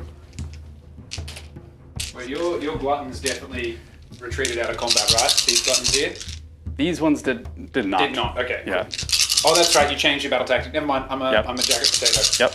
I was about to say. 4s. Maybe they did. Maybe they did. Your Bulgor take 1, 2, 3, 4 mortals. 4 models that'll lift 1 and leave 1 on 2. Okay. Sounds good. And then I might as well attempt to charge with those other gluttons. Just to see what happens. Well, I'll Just to see what happens. duck around the side there, and I'll place so we can see. I assume you're going to roll boxcars, and so nothing's going to matter. I rolled a 6. 5 or 6. So So this guy's dead. will 6 actually get them into anything? Maybe. They only have to end within half an inch, so that is doable. I actually don't particularly mind if they don't, but it's good to know. Ah. So 3 into there. I'm pretty sure that will, yes. Okay, so I will try and get them in then. I think it might go either way, depending on whether you want to go around the front. There's actually, or yes, around let's the go back. around the front. Around Let's the do front? that. Yeah, I think around the front 6 Yeah. is going to get in within half an inch. So we'll have They're- 5 they're dice there. placed oddly on the terrain, so I'm working under the assumption that they're kind of... Okay. So 5 dice into the Bulgor, and they take a hot 3 more mortal wounds. And that lifts 1, and 1 has... Those at the end of the phase, Carson? No, those happen immediately. Oh, rabbit! Yeah. So that is that. Yeah. So I'm gonna get everybody like actually charged. We'll move those Iron Guts, and then we will see you in the combat phase. We forgot almost the most important thing, which is monstrous actions at the end of the charge phase. The Stonehorn is going to do his 3d6 fly. So let's see what happens. Trip ones! He flies Oh no! 10 inches. It's bad. 10 inches ain't bad for me. So yeah, I will resolve that fly. He's going to fly basically over the Bulgor and the Chaos Gargant. Would you want to just roll it? Because you might kill the Bulgor. That's true. He'll tag both of them definitely, Yeah. and I don't think 10's going to be enough to get the Doom Ball, but at the very least, he'll hit those 2. Yep. So I'm going to do on a 2-up for the Bulgor. Yes. Yes. He takes... 3 will kill him. He's dead! Kills the Bulgor, and then on a 2-up for the Chaos Gargant. Yep. He can't He die, but he can takes take more. Oh, 2. he's so angry. Oh, he's so angry. Takes 2, and then we'll resolve everything. Actually, sorry, the Chaos Gargant will get to do a monstrous action. What would you like to do? He's gonna stomp on the fire belly, Sounds good. which will be... I'll roll a die for you. I've got a die here. No, I don't trust you. Okay, okay. Come here, Kraken die. You got this, Kraken die. No! Yeah, he does! He does! 3! Whoa! Get it in ya! You crack and die. There we go. Okay, great. Okay, we'll move and pile in everybody, and then we will see you in the combat phase. Everything's fine. Everything has actually charged, actually piled in. So the Stonehorn has basically landed just within 3 of the Doom Bull, but not within 2, so he doesn't actually have to attack him. Then what I'm going to do is... I'm confused. Now we roll to see if he can fight. Yes, yeah. Can he fight? Now, importantly, Be'lakor, I really needed you to stop the Frost Lord from fighting. Yep. From charging. That was literally the only thing I needed you to stop him from doing. Because if you can't charge, you can't fight. And it's fine. Unfortunately, Be'lakor decided to stop him in both the hero phase and the movement phase, which you would think would be important phases to stop him. And you're not wrong, but there's only one that really mattered. If there was a second one that really mattered, it's this phase. So, I'd love it if he would stand there impotently. However, it wouldn't be bad if he could fight, because then potentially there's a pile-in thing where I could maybe get him to kill someone in a phase that is beneficial. Doesn't matter. 3 up, he can't fight. Good job, Be'lakor, you massive cockswaddle. Alright, good. So, the Stonehorn cannot fight, which means all of those iron guts, which I have pre-piled in, are going to go into that Chaos Gargant, Yes. which has 1 wound left. 2 wounds. 2 wounds, oh, sorry. Yep, 2 yep. wounds and a 5 upset. Now, they have Blood Feast on them, which means they have +1 attack each. Roll those dice. Are you going to make me do this? I'm going to make you roll every dice. Okay. So we're going to have 17 attacks. Just like I will roll every Ungor Raider Boda. Oh. Because they deserve to get their shots. Your Iron Guts. Are you going to go down to the Iron Guts? You might need to pile in an attack twice to do this. All that attack, use command point, treat yourself. No thanks. So 3, we're going to go look for 3s to hit. 1, 2, 3, 4 misses. Looking pretty good. And then...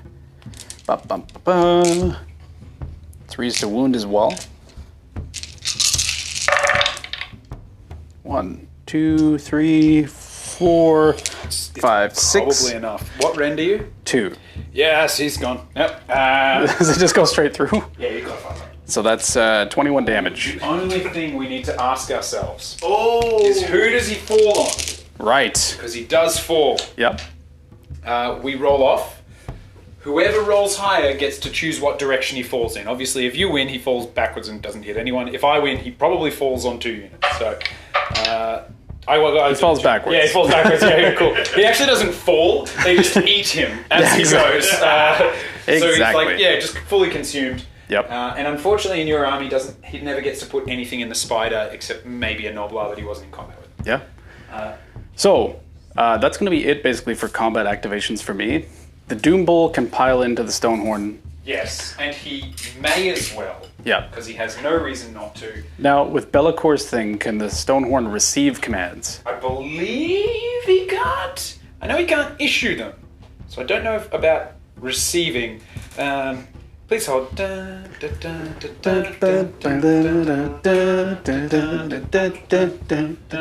was brought to you by sagaofdice. Yes, please check out the Patreon and the Discord and subscribe and like and also do that and leave a comment being like, hey, that's it, that's the comment. Just leave a comment saying, hey, I cannot move, shoot, fight, use command abilities, chant prayers, attempt to chant spells, attempt to dispel endless spells, or attempt to unbind spells. It doesn't say you can't.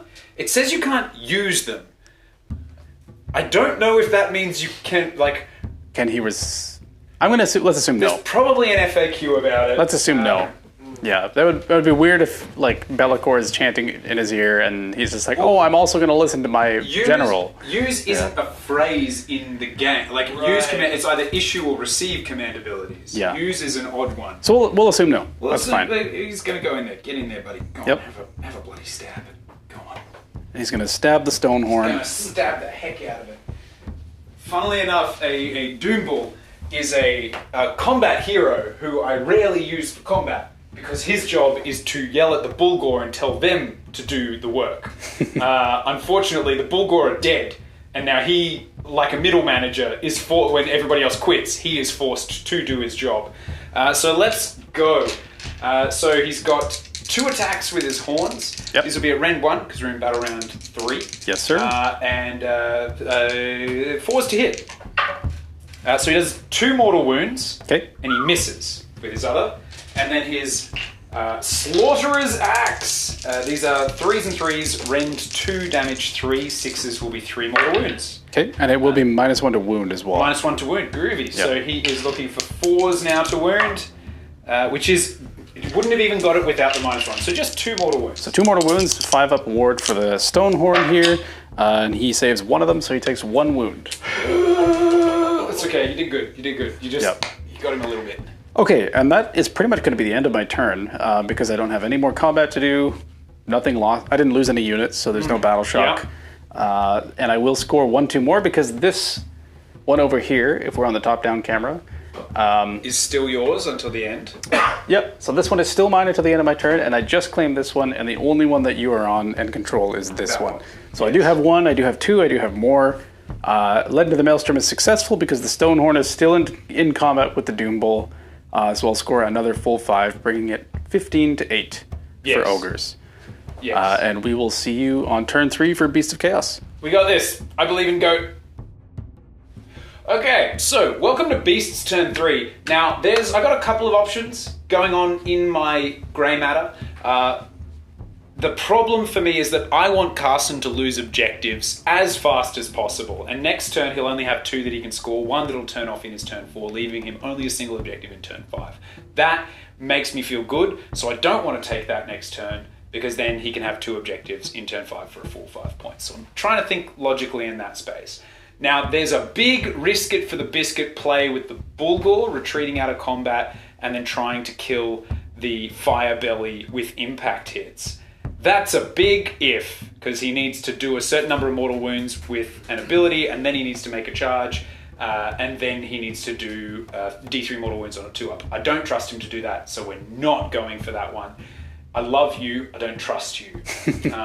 And that's a really hard thing to say. It is, but that's just where we're at. If you were literally any other model and performed a little bit better in this game, I would. I don't have that feeling for you. We'll talk about our relationship after this game. So what I'm going with is Surround and Destroy. So 3 units, 3 different battlefield edges, 2 of them outside of my opponent's zone. One of which will be the Doom Bull. Outside of your zone. Outside of my zone, sorry. One of which will be the Doom Bull in the back there. Another will be the unit of shooty Ungor Raider, the unit of combat Ungor Raiders over here, which will be taking this lovely edge over there. And the last of which will be Be'lakor taking the battlefield backline right over here.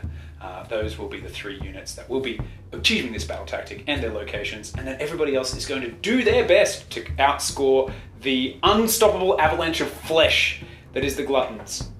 Which is the nice way of saying I'm incredibly nervous and I don't think I have anything that can actually defeat them in output, so I need to cunningly goat dance my way. Let's do it! I mean, like, my hero phase is going to be remarkably straightforward. Primordial dice. Yeah, we may as well do it. Primordial dice! Sick. No. Okay. Which is super fine.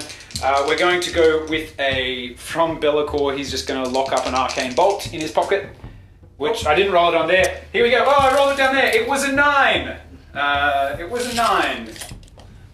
I guess I'll try and unbind it. Truly may as well. Why not? No. No, that's it. Yeah, that's a 10. You got it. I mean no as in no for you. Oh, no, I don't get it. Right. Okay. Yeah, no, that's great. You were looking at it from your perspective, which makes complete sense.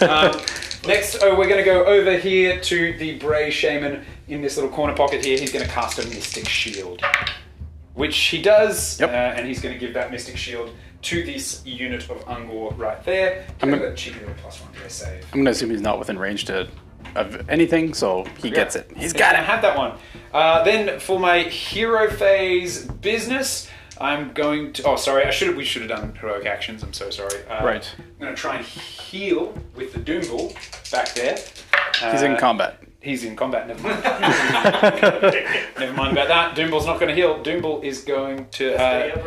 Be'lakor's going to heal. Oh. Yes, he is. Come on, heal those last 2 wounds, you big douchebag. One. He's still got one left. He took 5, 6 in turn 1, and he's been healing ever since. He's just been licking his wounds in the corner. Yeah, in the corner, just slowly like, no, I'm okay. Cool. I'm going to try and heroic recovery with the fire belly, which is not great because he has bad bravery.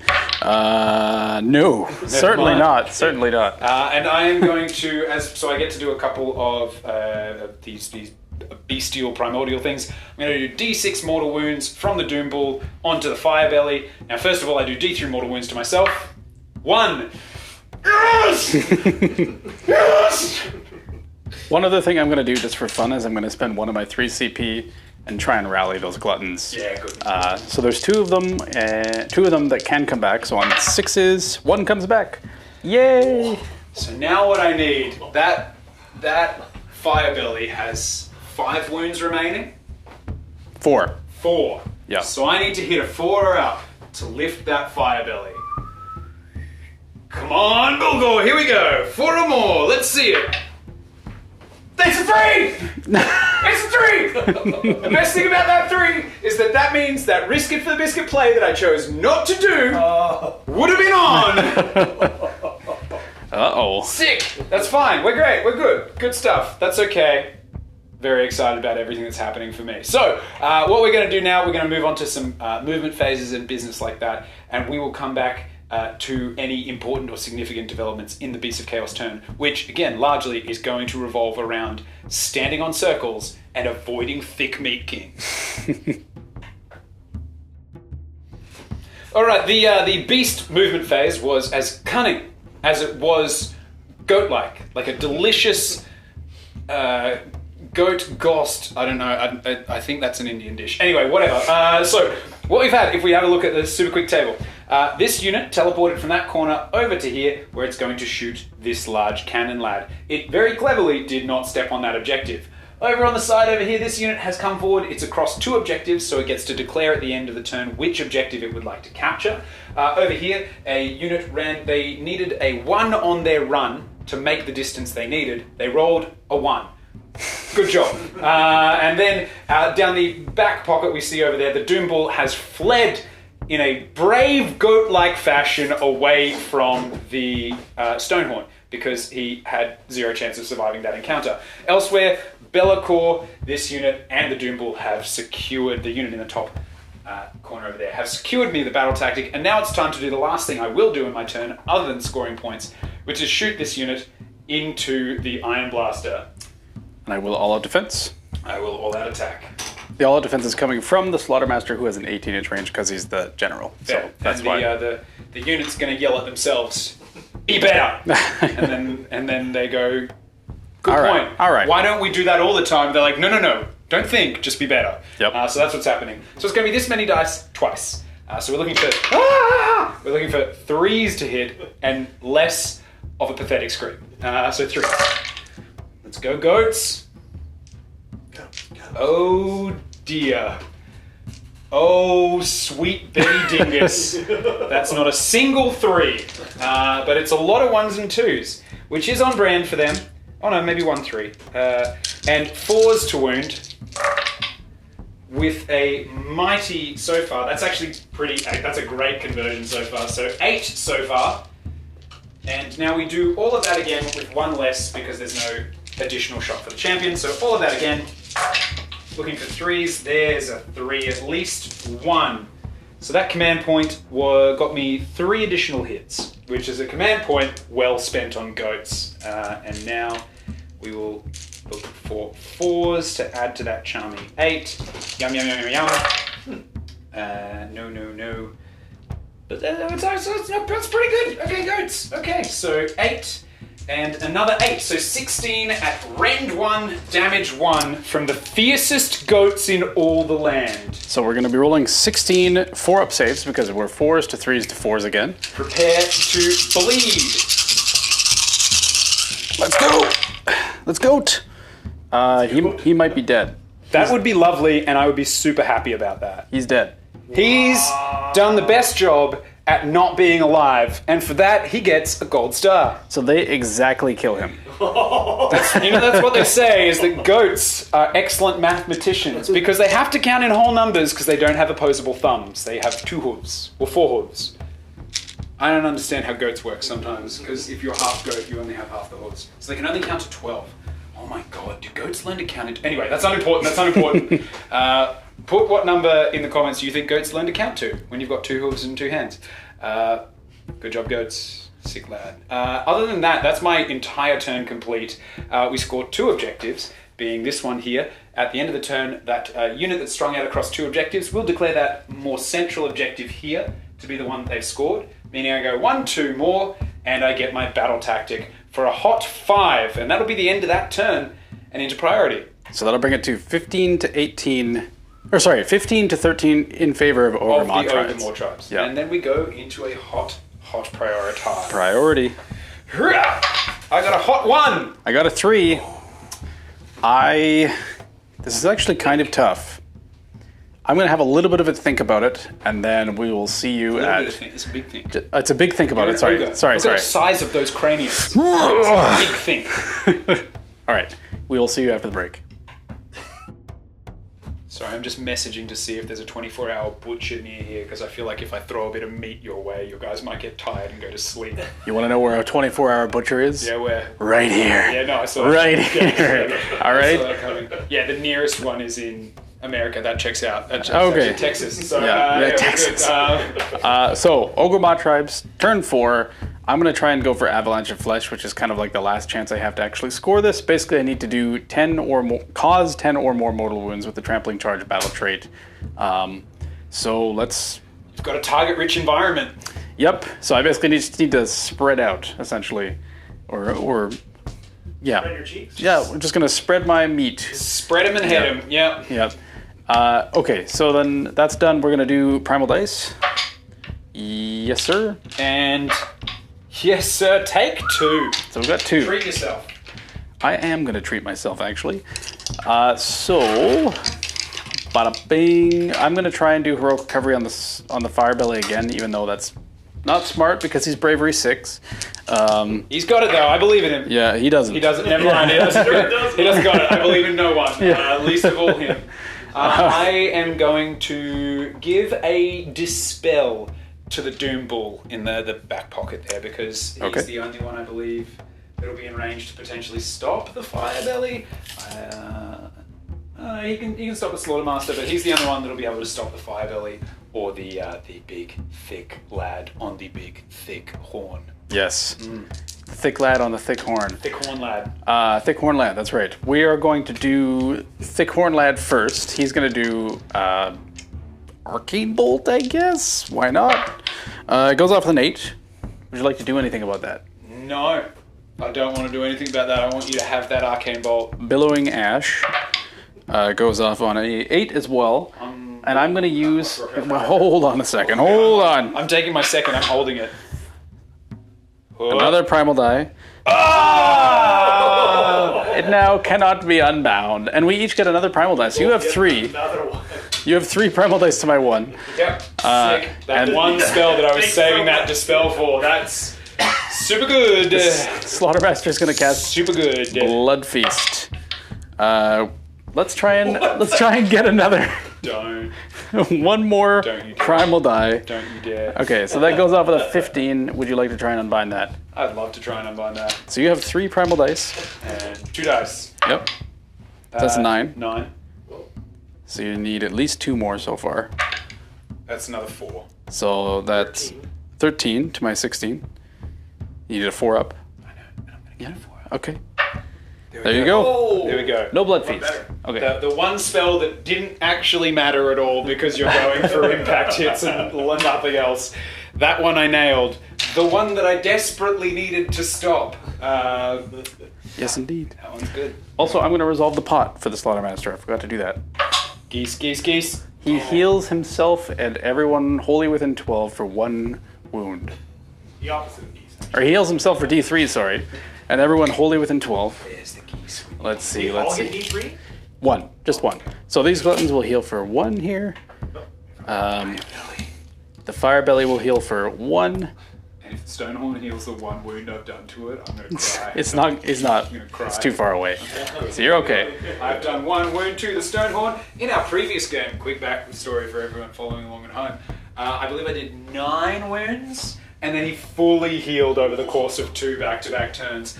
Not helped by the fact that I stoked the pot with giant meat. So, sick. Let's do this. I'm super excited. Yep. Okay. Okay, gamers. So that's going to be the end of the Ogre hero phase, so we'll see you at the end of the movement phase. Alright, we finished our movement. As you can see here on the top-down view, we have... Get on it, Rob! I love that you throw that. You're like, as you can see from the top-down view, just to watch me go... Yeah, exactly. So we've basically moved these 2 units out here. They're going to be basically 3-inch charges into these Ungor. The Stonehorn there is a 3-inch charge from the Doombull, but also could possibly charge the other guys too. Double shuffle. These Gluttons basically got 9 inches away from these guys, which makes it an 8-inch charge because they have +1. These Iron Guts got close to these Ungor, but they redeployed 2 inches away, so it's actually the exact same as here. So they need to show an 8 on their dice. So basically we have 2 8-inch charges to make and 3 3-inch charges to make. Then the Firebelly just sat himself in the center of the board. Now I know what you're thinking. Dan, why did you only choose to redeploy, or why did you choose to redeploy this unit rather than maybe someone that you'd prefer to keep? Let me talk to you about that thinking for just a second. Carson delivering 5 wounds from impact is up to the dice gods. There's very little I can do. Maybe I could make some charges a little bit harder, but ultimately the dice will decide, and I believe he's got it. I look at this man, I look at this army, and I feel like I'm going to do it. However, this is the only objective, other than this one, which will turn off at the end of this turn, that he can still score. So by pulling back, I deny him, if this charge fails, 1 point this turn, so I reduce his overall score by 1, rather than risking it and having a less chance of reducing his score by 2 by dropping a battle tactic. I'll take the better odds of reducing his score by 1. That was not helped by then rolling a 2 for the redeploy, as opposed to any of the other numbers other than 1 that would have made that charge just a bee's dick tougher. So yeah, that's the strategy there. Let's see if it holds up. Yep, and I don't have any shooting to do, so let's get straight into the charge phase. Woo! And we're going to do the most exciting charge first, which is the Iron Guts right here. They're going to be going directly into these Ungor. And as we said, they need to show an 8 on the dice because they have +1.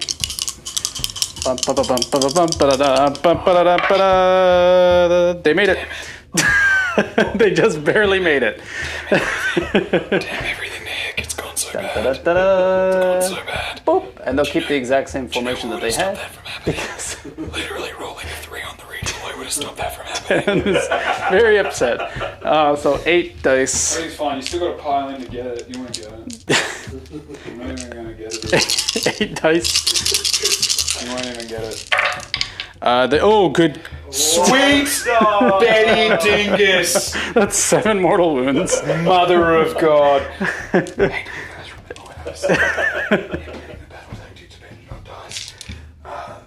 Like I was right, but I kind of wish I was wrong.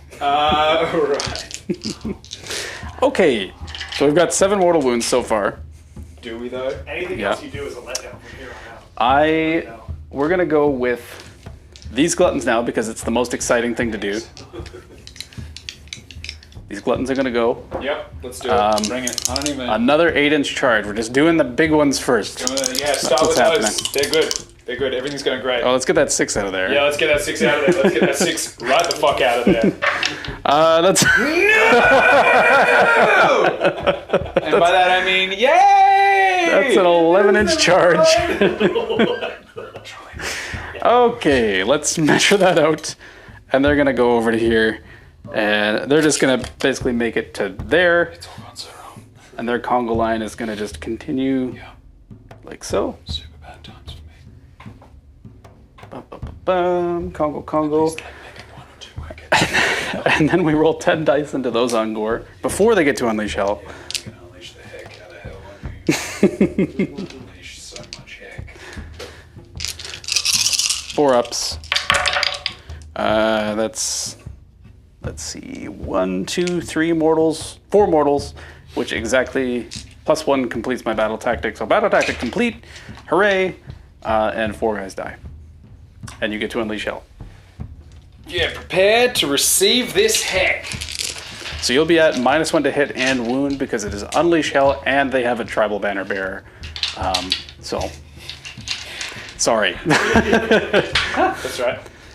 1, 2, 3, 4, 5, 6, 7, 8, and a unit champion this twice, so 5s and 5s.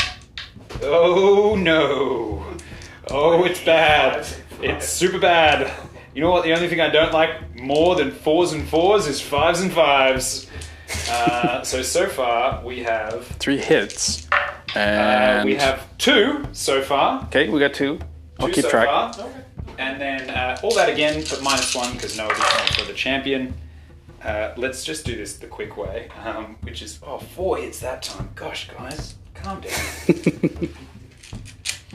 2 so far. 3 at rend 2 because it's battle round 4. So no save. So the guy in the back just gets 3 wounds It planked would have off. been really satisfying to do that extra wound and just kill one before they get chopped to ever-living garbage. But that's okay, we're fine. Everyone's fine. We're having the best time. Let's do these 3-inch charges. So let's, now that we've gotten the hard charges out of the way, it's time. Now we've got the hard.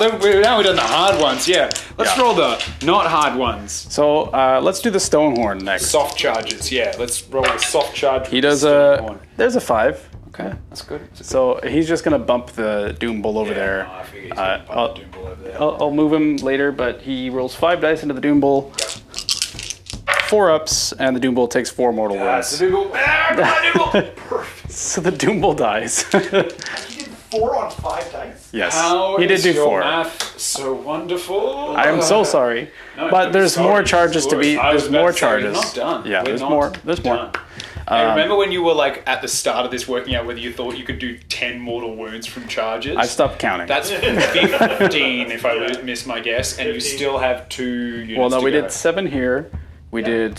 Oh no, you're right. Yep, Yeah. yep. I trust 7, you. 4, 4, Yeah. we're at 15. After verifying everything you did very specifically, I trust you now. Yeah, no, good. Yeah. Yep, our math is good. Yeah. Now let's see how we go. Gluttons. That's a 6. Great. So That's 6. I'm glad that I'm gonna rolling go with these 6. lower charges now that I don't need them. Yeah, no, that's so good. I would have loved to see the 5 or the 6, maybe literally 2 charges ago, but that's okay. So into those Ungor, it's going to be 3 mortals. So that's 18 mortal wounds so far. 3 mortals from the Gluttons. Yeah. Okay. So basically they'll move. They're just gonna go in and do their thing. They just go to like here, just to not block the Slaughtermaster, but he All I'm gonna do is remove the models here to try and block this. makes sense. Makes sense. Actually, no. The one I need the champion to potentially. No, never mind. That's a terrible idea. There's no way this unit survives. Goodbye. Okay. So that's the 3 to try and draw out. Make the Slaughtermaster have to work for it. 5 will do it. Does he get a +1? He gets 8. He gets an 8. Well, So- never mind about the 5. So he goes into them, those 3. And then I roll 8 dice on 5 ups. Yeah, that's bad for him. He's in not a great place. That's going to be 1 mortal wound. Oh. Yep. I believe in this unit. They're fine. So- Everyone's gonna be okay. So 1 more dice. Do you mind moving the Stonehorn to where the Doom Bull is as well? I mean, I'd rather not. Well, I'd truly rather not. you but- must now. Yeah, no, he Sorry. does. So he's, I assume, with that charge, just going to make sure he's got maximum distance Yes, to try and go for these guys. that's correct. Goodbye, Doom Bull. We hardly knew ye. Yep. Then after that, the Stonehorn is going to do his monstrous action.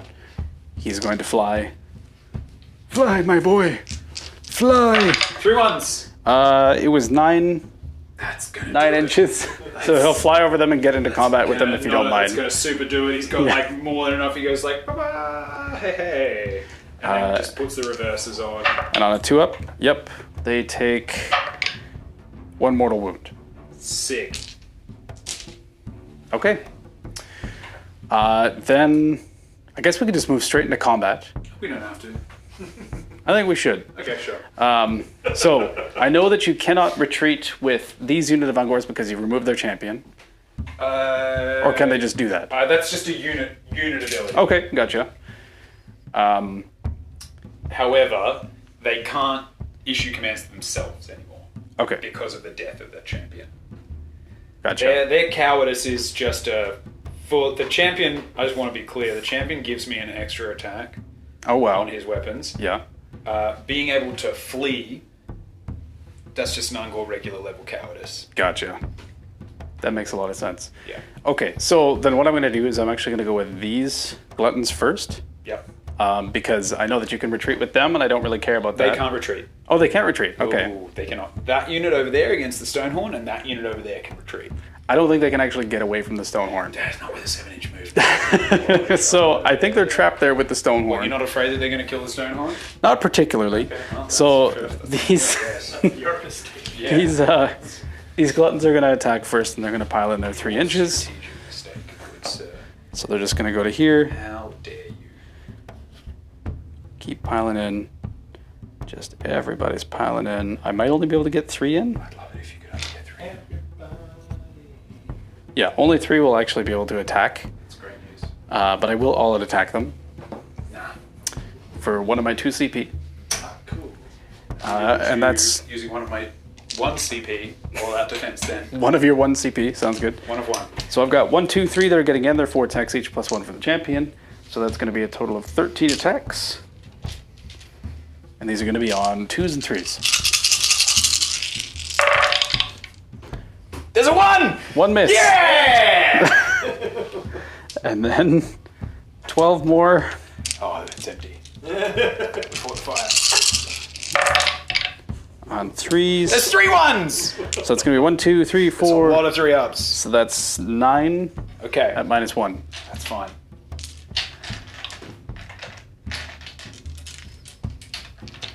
Okay, so now, what I need from you guys is, I believe they're 5s. They might be 6s. There's a good chance they're 6s. Oh no, regular Ungor are 5s. That means Raiders are for sure 6s. 6, so we're looking for some 6s. Wait, why are they -1?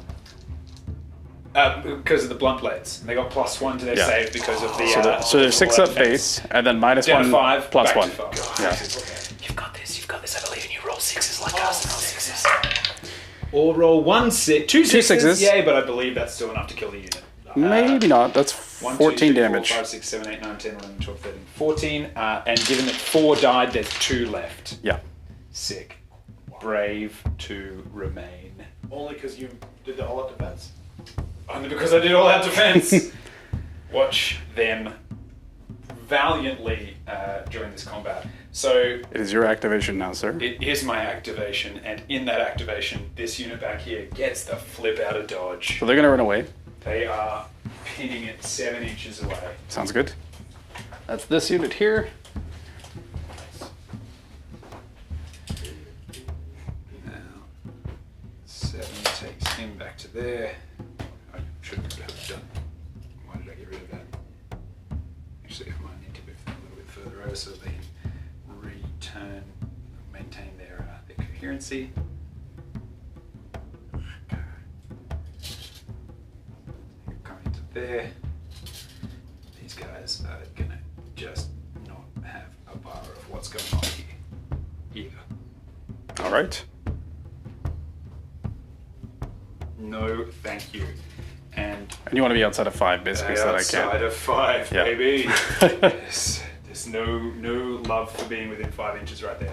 That is their glorious and fearsome activation. Then after that, we're going to go with these iron guts. And they're basically just going to step onto this point. Tactical mistake leaving the Stonehorn. He's going to go down now to Ungor. So I have basically 6 on this point. And then we're going to put all of the iron guts into those 3 dudes. Which is going to be 2 on this point down here, just reminding you. Oh, I know. I know. It's a hot 2 right there. But remember, those count as 2 each, so I have 6 on the point so far, which is already beating you. That's fine. You won't have it in the end. Those 3 Ungor are going to survive and lift a model. 13 attacks, 3s and 3s. Ooh! Oh, I'll take that. Hey, can you roll that literally every other time, but like for when you're killing Bulgor, maybe? That actually wasn't 2 turns ago? It wasn't too bad. It would have been nicer than only missing 4. Well, too bad. So that's going to be that many times 3. Actually, they... 21 Oh, damage. it's ring 2, isn't it? Yeah. Okay. 21 damage. The Mystic Shield does nothing. Bye. My eyes! The shield, it does nothing! Cool. Good stuff, guys. Then it's your activation once again. It is. Over here, there's 9 left going into old mate McStonehorn pants over there. 4, 5, 6, 7, 8, 9, and a unit champion. We're looking for 4s to hit ya. Oh yeah, get it in here. But we're gonna. Oh, that was such a good roll, and now we're gonna need 5s to wound you, and I'm not gonna roll any of that. That was so many 5s and 6s. So 4s normally, -1 for being a Frostmane Elder, I take it? Yes, sir. 5s it is. Here he is. Dies in a turn. All of these are 5s. Maybe not. Never mind. There's 3. There's 3. There's 3. Oh god, there's only 3. And their rend is -1, I take it? -2 because we're in battle round 4. Oh, so there's going to be 5-up saves. Heck yeah, bleed for me. And he saves one of them. Please take 2 wounds from these guys, given that you took... Takes 2. Takes 2 wounds. 1 wound from a Doom Bull, 2 wounds from Ungor. So I'm just going to adjust that die. So he has taken 3 total wounds so far. And we were talking about this off camera before as well. Because I foolishly put my artifact on the Doom Bull and then forgot about it, I missed using it, which would have summoned a unit of 10. So he's dead, and he had a big horn that he really wanted to blow Timmy Trumpet, probably something along those lines. But he's dead, so nobody comes to the party. Yeah. Now, while I'm over here, I'm just going to pile in these gluttons for another activation. Let's get in there. They're not actually going to tie these guys up in combat. All they want to do is basically just get more on the objective than you so that you can't take it back. Yes. I don't control that objective. You can't control it? I don't yet. I controlled this one. I didn't control that one. But this is still one that you can possibly take, and I don't want you to have it. Yeah. So these gluttons are just going to step on like so. So that means that I've got 4 on there now. This guy will count for 6, which takes the objective from you. Yeah. And then this guy can't quite make it on. So I've basically barely taken this objective from you. You're stopping me from getting it. Yes. Yes. Actually, you didn't have it in the first place. No, so now it's tied. it's basically. tied, which means I need more models to take it from you. Yes, exactly. Yeah. Yes, sir. And then I don't think you have any more activation. Oh no, these 2. whoa, No, whoa. I'm sorry. Yeah, I'm sorry. These 2 Ungor. Now the reason it matters is because that dude at the end has taken 3 wounds, and I would love for them to lift him with these 3 attacks. Yeah. So here we go. 5s to hit. There's 1. Here it comes. 5s to wound. Never mind. Why was it 5s to wound? Because I need 5s and 5s. Oh, okay. That's just natively what it is. They're shooters. They don't. Okay, fight in gotcha, combat. okay. What are you thinking? What are you playing at? So then after that, the Slaughtermaster is just going to go boop. Yeah. And Dip a toe. now there's 11 of mine on that, which is tough. That's all right. I don't even want it. Yep, that's fair. I wouldn't want it either. I want that one. And now I think it's just up for me to go with the Stonehorn next. Yeah, and you roll all those dice. Yep. Roll them. He could fail. So these are 3s and 3s for the Frost Spear. So he hits 3 of them. And here comes 3 2s. And then 3s. Oh, maybe not. So 2 at Rend 1. Rend 1, here we go. 6 ups, let's do it! Ungor! No, both go through damage. So 6 damage total. Here we go. So there's 3 left. Okay, and then Rock Hard Horn. Actually, let's do the punches and kicks first. Let's see if he... Yeah, no, punches and kicks. You gotta 3s. see it. It is Yep. funnier. It is where it's at. Come And on. then 3s. No. So 1 at no Rend. 1 at no Rend, 5 up. Does take him down. There's 2 left. 2 left. Okay, so 6 attacks with the Rock Hard Horns on 4s. Just going to casually make 4 of them. Mother of God. And then 3s. There is no good. So they take 16 more damage. Yeah, do it. Couldn't have started with that? Nah, don't even worry about it. Yeah, no fun doing that. So those guys are dead. Silly idea. And then I think that's the end of combat. Then I guess end of combat, these 2 Ungors on a 4+ will take Gulping Bite. Yep, they will take 3 mortals, so they get eaten. That's right. They don't even have the opportunity to run away. Actually need them, so that's fine. Okay, so then I will score 1 here, Yeah. because this is my last turn that I can control this. Yeah. I just gained control of this one. You did? So I have 1, 2, and more now. Yes, you do. And I have 6 Ungor left on the battlefield. Yeah. Good, we're in a great place. Oh, I guess battle shock for them though. Yes, they will. They will need that. Yeah. Here we go. Bravery, unless I miss my guess, of 6. They lost 4. Where are you? Bravery 5, rather. They're all gone. That's all right. I was really relying on that. No. There's one left, I think, right? 5 and so They dice lost plus 4. dead is 10. No. Oh yeah, Minus yeah. Bravery 5. So yeah, there is one left. There's one Ungor left. Thank God, I needed you. Yeah. Got it in the bag. I needed you, Mr. Ungor. That will help. Okay. Okay. So This is really going to come down to the priority roll. I think. definitely, yeah. No, I got a turn now. Yeah, I know. I get a turn. God damn it! How dare you, sir? I don't know why I kept walking this I way. get a whole turn. All right, let's start this turn because I already know what I'm going to do. Before your turn starts, I do score full 5, so it's 20 to 13 now. Score 1, score 2, score more. Battle tactic is 20 to 13. That's Yeah. okay. My turn 4 here comes hot and heavy. Come All on. right. You also lose that one, meaning this is the only objective you now control. That's correct. And I can score every objective except for that one, Yes. which is fine. I don't even want it. Yep. Don't even want this objective. I wouldn't want it either. No, there's so many objectives I could want. Yep. It's not this one. Mm-hmm. That's going to blow your mind. Is your mind blown? It is. Should be. All right, so I actually know where I'm going with this one already because it's kind of the place that I need to be. I'm going to do the battle tactic where, which is a Beast of Chaos one, which is destroy a unit that is targeted by a ritual of ruin.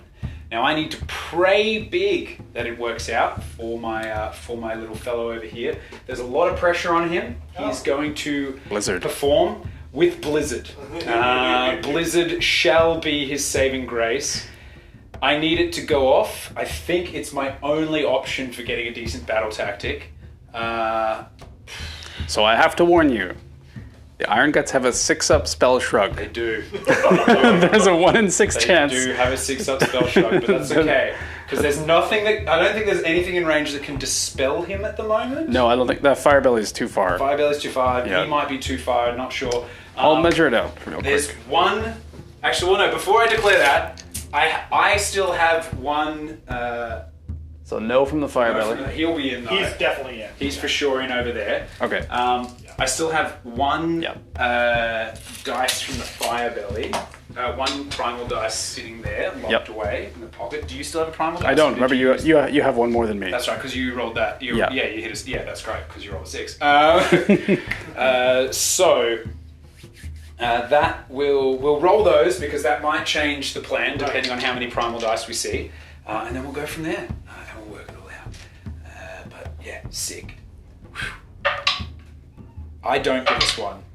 I do. Okay. Okay, so there's 2 primal dice. That's most likely the plan. Going to take a look at the board and plan it from there, but let's see how we go. Sweet. All right, so we are into the hero phase. We're going to do hero phase things. The first of those is going to be a heroic recovery over here.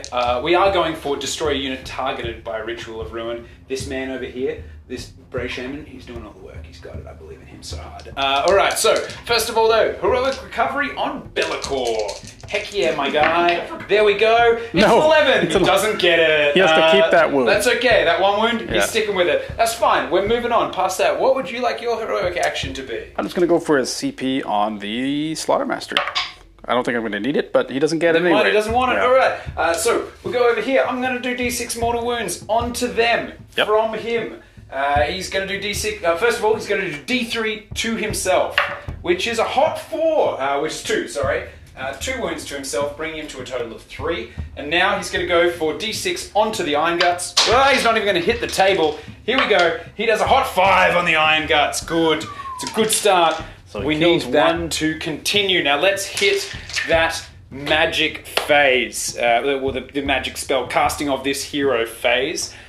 We have, first of all, Bellicor is going to cast onto these gluttons right here, -1 to wound. Yes, sir. I'm going to give him a hot -1 to wound, which he gets off on an 8. I might as well try and unbind it with the Slaughtermaster. Yeah. Give it a check now, No. No, I'm going to take it then. -1 to wound on them. That's fine. That's happy. That's good. And Okay. then over here, we're going to... We'll start with an arcane bolt. Why not? We may as well. It's fun. He has 2 spells this turn because he is a locust, and I went second. So we're going to start with an arcane bolt. He's going to lock that up in his little pocket. Just put that away. Keep that in there. Which I don't get Doesn't on a go 4. off. Does not go off on a 4. And I'm going to save. No ones there. I'm going to save it for. I'm going to save it for a blizzard because D3 mortal wounds isn't as important as 4d6. That makes sense. So let's go. Let's go with. I feel like red. Let's go Rapid Con Reds. Tradition of Warhammer Fantasy in Australia. Let's go. So Blizzard onto them from him. Here we are. We're going to start with a 5. And we're going to roll our way to glory. That's a 4. So we're at 8. We're at 9 so far. And then the last one. Where's my other party at the all points dice? And that's another 4. So we were at 13 for our cast on Blizzard. So I'm going to try and dispel that with the stone horn. I only have 1 primal die. So let's see what I get first. I can't possibly unbind it. Get it in your son! He's on it! Okay, so this unit has 8, 9, 11 wounds left on it, right? Yep. 11 wounds. So if he rolls... So roll your 4d6. Wait, which do you roll first? The 6 or the 46? Well, no, this is it. doesn't- It's 4d6 and every one does d3. Right, but for my spell shrug. Roll your 6. Roll your 6. Oh, I want to do... Okay, right, we'll roll this first. Roll the Yeah. damage first. Okay. And then- Damage coming in first. Yeah. If we see an 11, it's a battle tactic complete. That's a 12.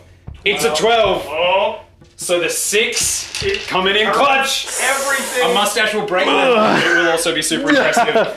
No. Get out of there, Iron Guts! Back to the pavilion! Go and think about what you've done. My good boy. Yeah, there you go. Good fella. I've got a command point as well. I got the vapors. All right. We're you know what?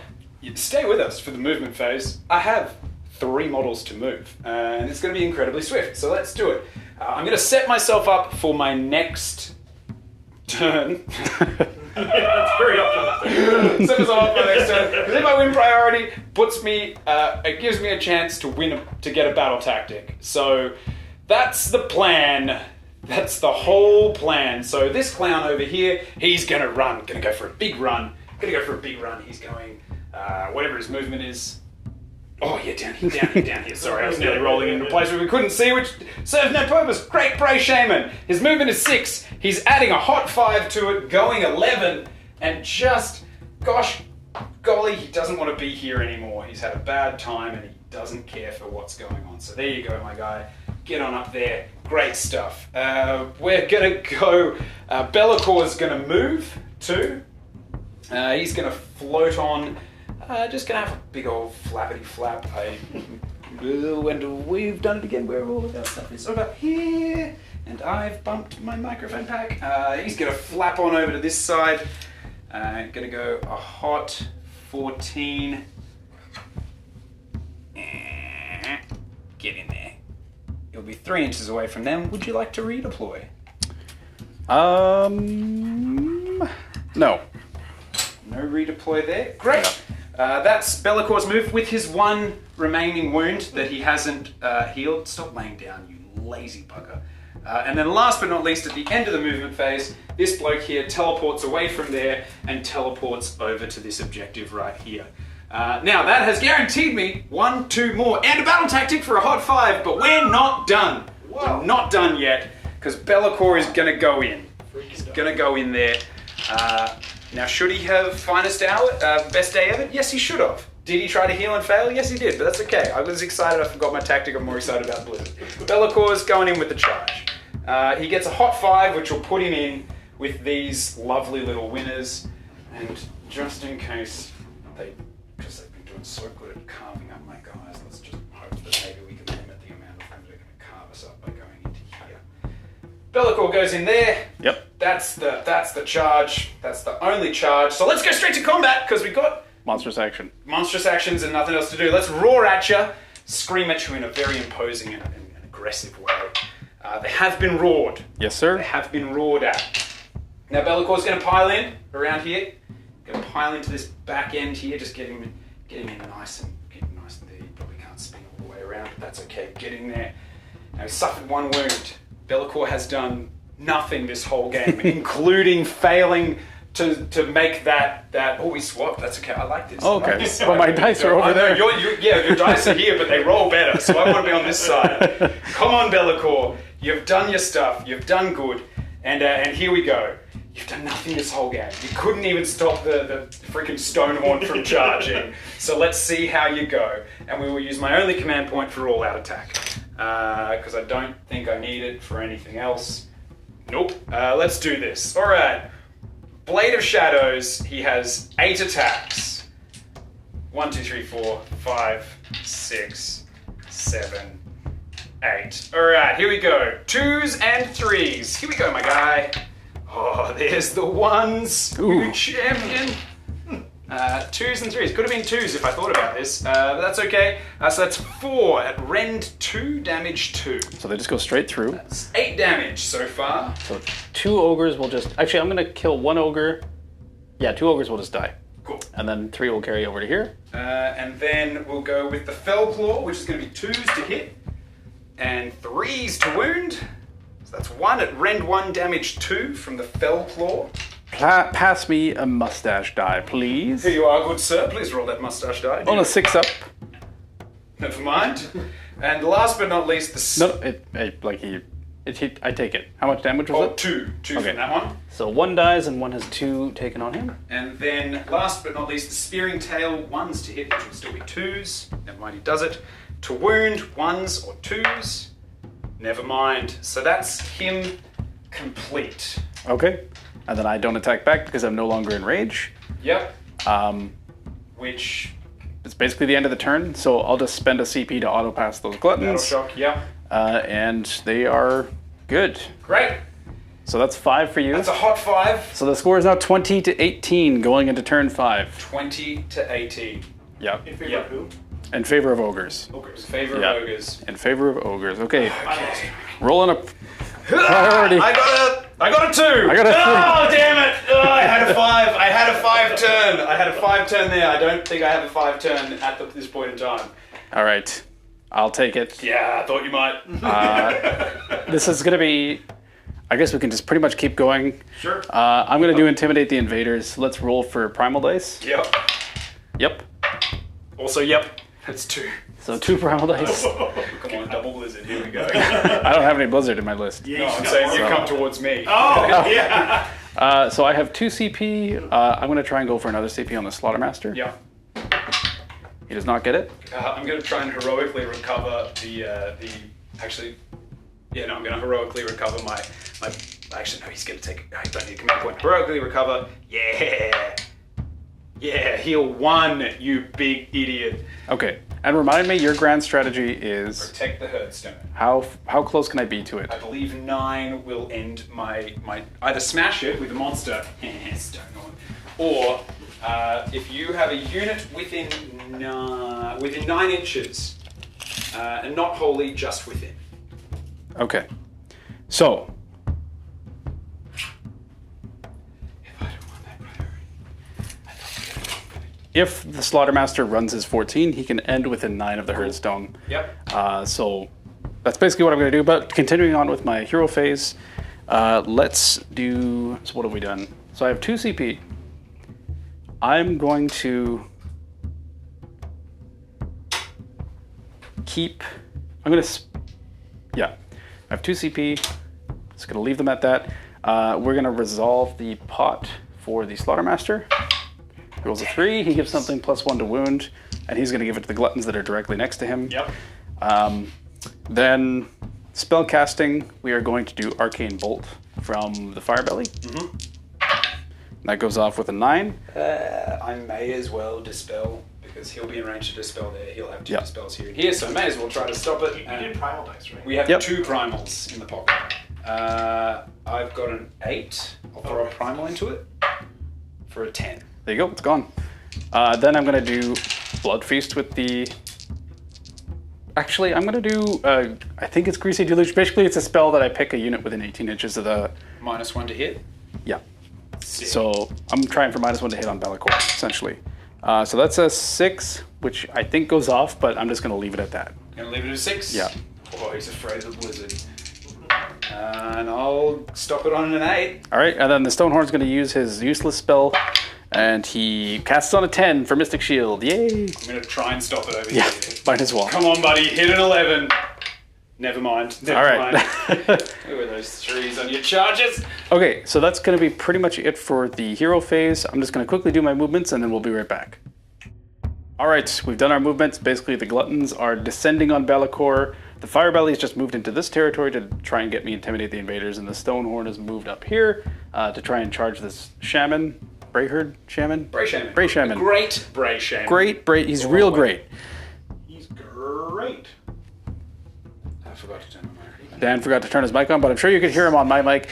Great Bray Shaman. He's a great Bray. It's not a good one. It's a great one. So now it's pretty much just time to actually. I'm gonna throw fire at Be'lakor with one shot. Do it. On 2s. No. Okay. 6-5, right? Okay. Charges. We're gonna start with these Gluttons here. Yep. And yeah, I didn't actually measure this, but let's see what they get. That's a 10. Holy shit. And I'm pretty sure they'll make it. Yeah.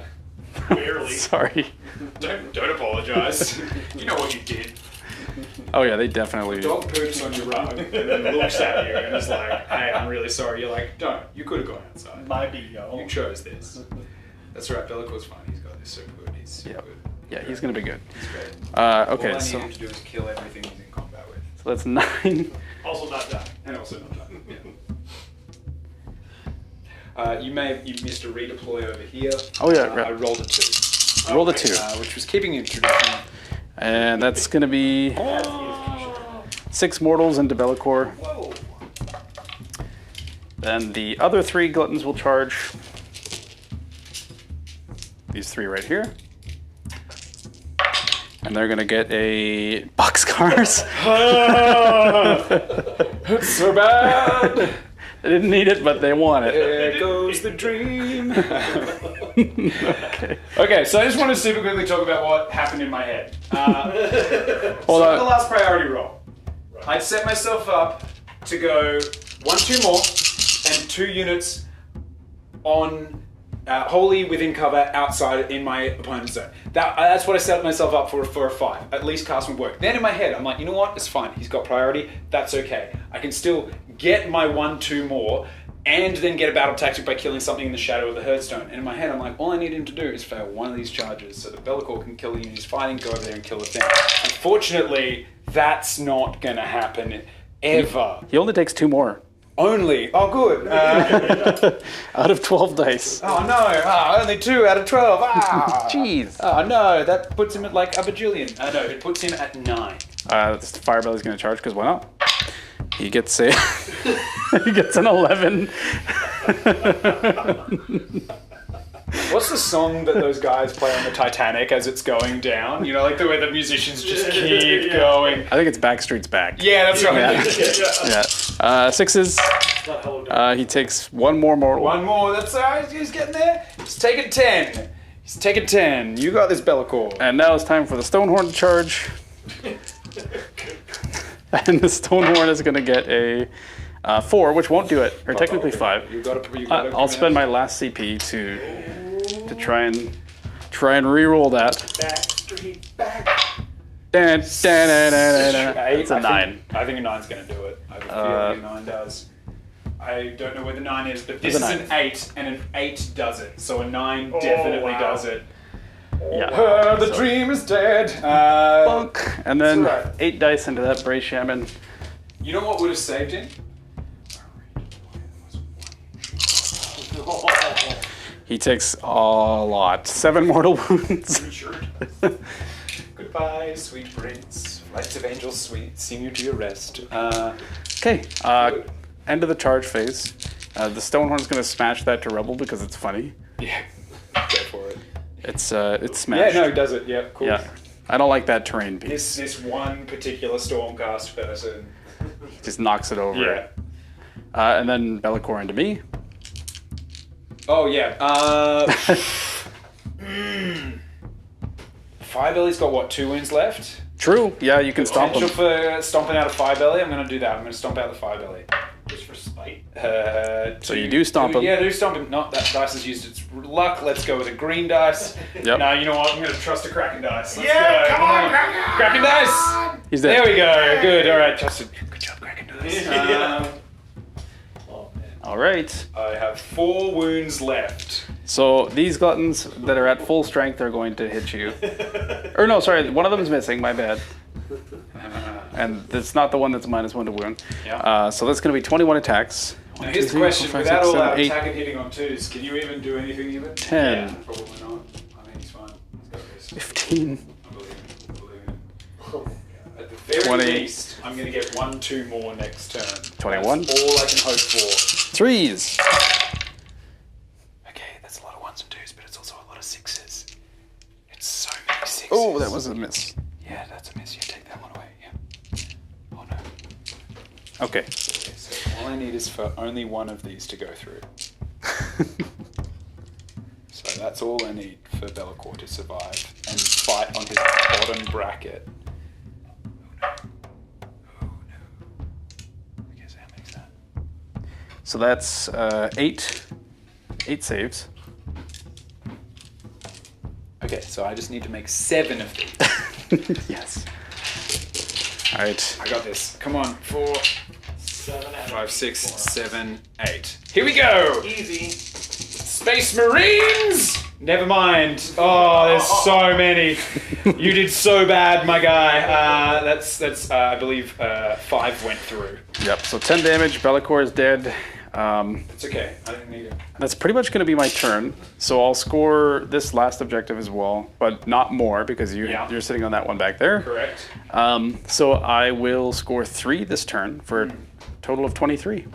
And then what- your last turn, What is your grand strategy? more in your territory than you, which I definitely So at have. the moment you have 4, and I have 1 whole unit left. Yep. I don't think he can solo. I don't think he can solo a Slaughtermaster. So in my turn, there's no hero phase, which is great. It makes it really efficient. There's also no shooting phase. The one thing I do is at the end of my movement phase. Can you teleport just period? Yes. Oh. Because he's within 9 inches of the board edge. It's like a subtle legion. What does he teleport to? He comes over to here to take his objective Yep. now that they've walked off. So you have 1, So I 2 get more. 1, 2 more. And I get 3 points, baby! Which I think, what is that? I think I'm down by 5? So I finished my turn. Turn 5 is 23 for me. Then you're 18 going into turn 5, so you're 21. 21, and then you get your grand strat. And you for do not. 3, and I do not. Meaning that It's 26 to 21, I think, right? 26 to 21! Yeah. Well played, sir. Yeah! Very good game. And look, in the overwhelming face of everything left, I'm pretty stoked to have one single Ungor, who I think scored more points than my heroes combined. Give him a name. Jimmers. Jim is the Ungor. As it rolls off the tongue. Thank you so much for having me. That was rad.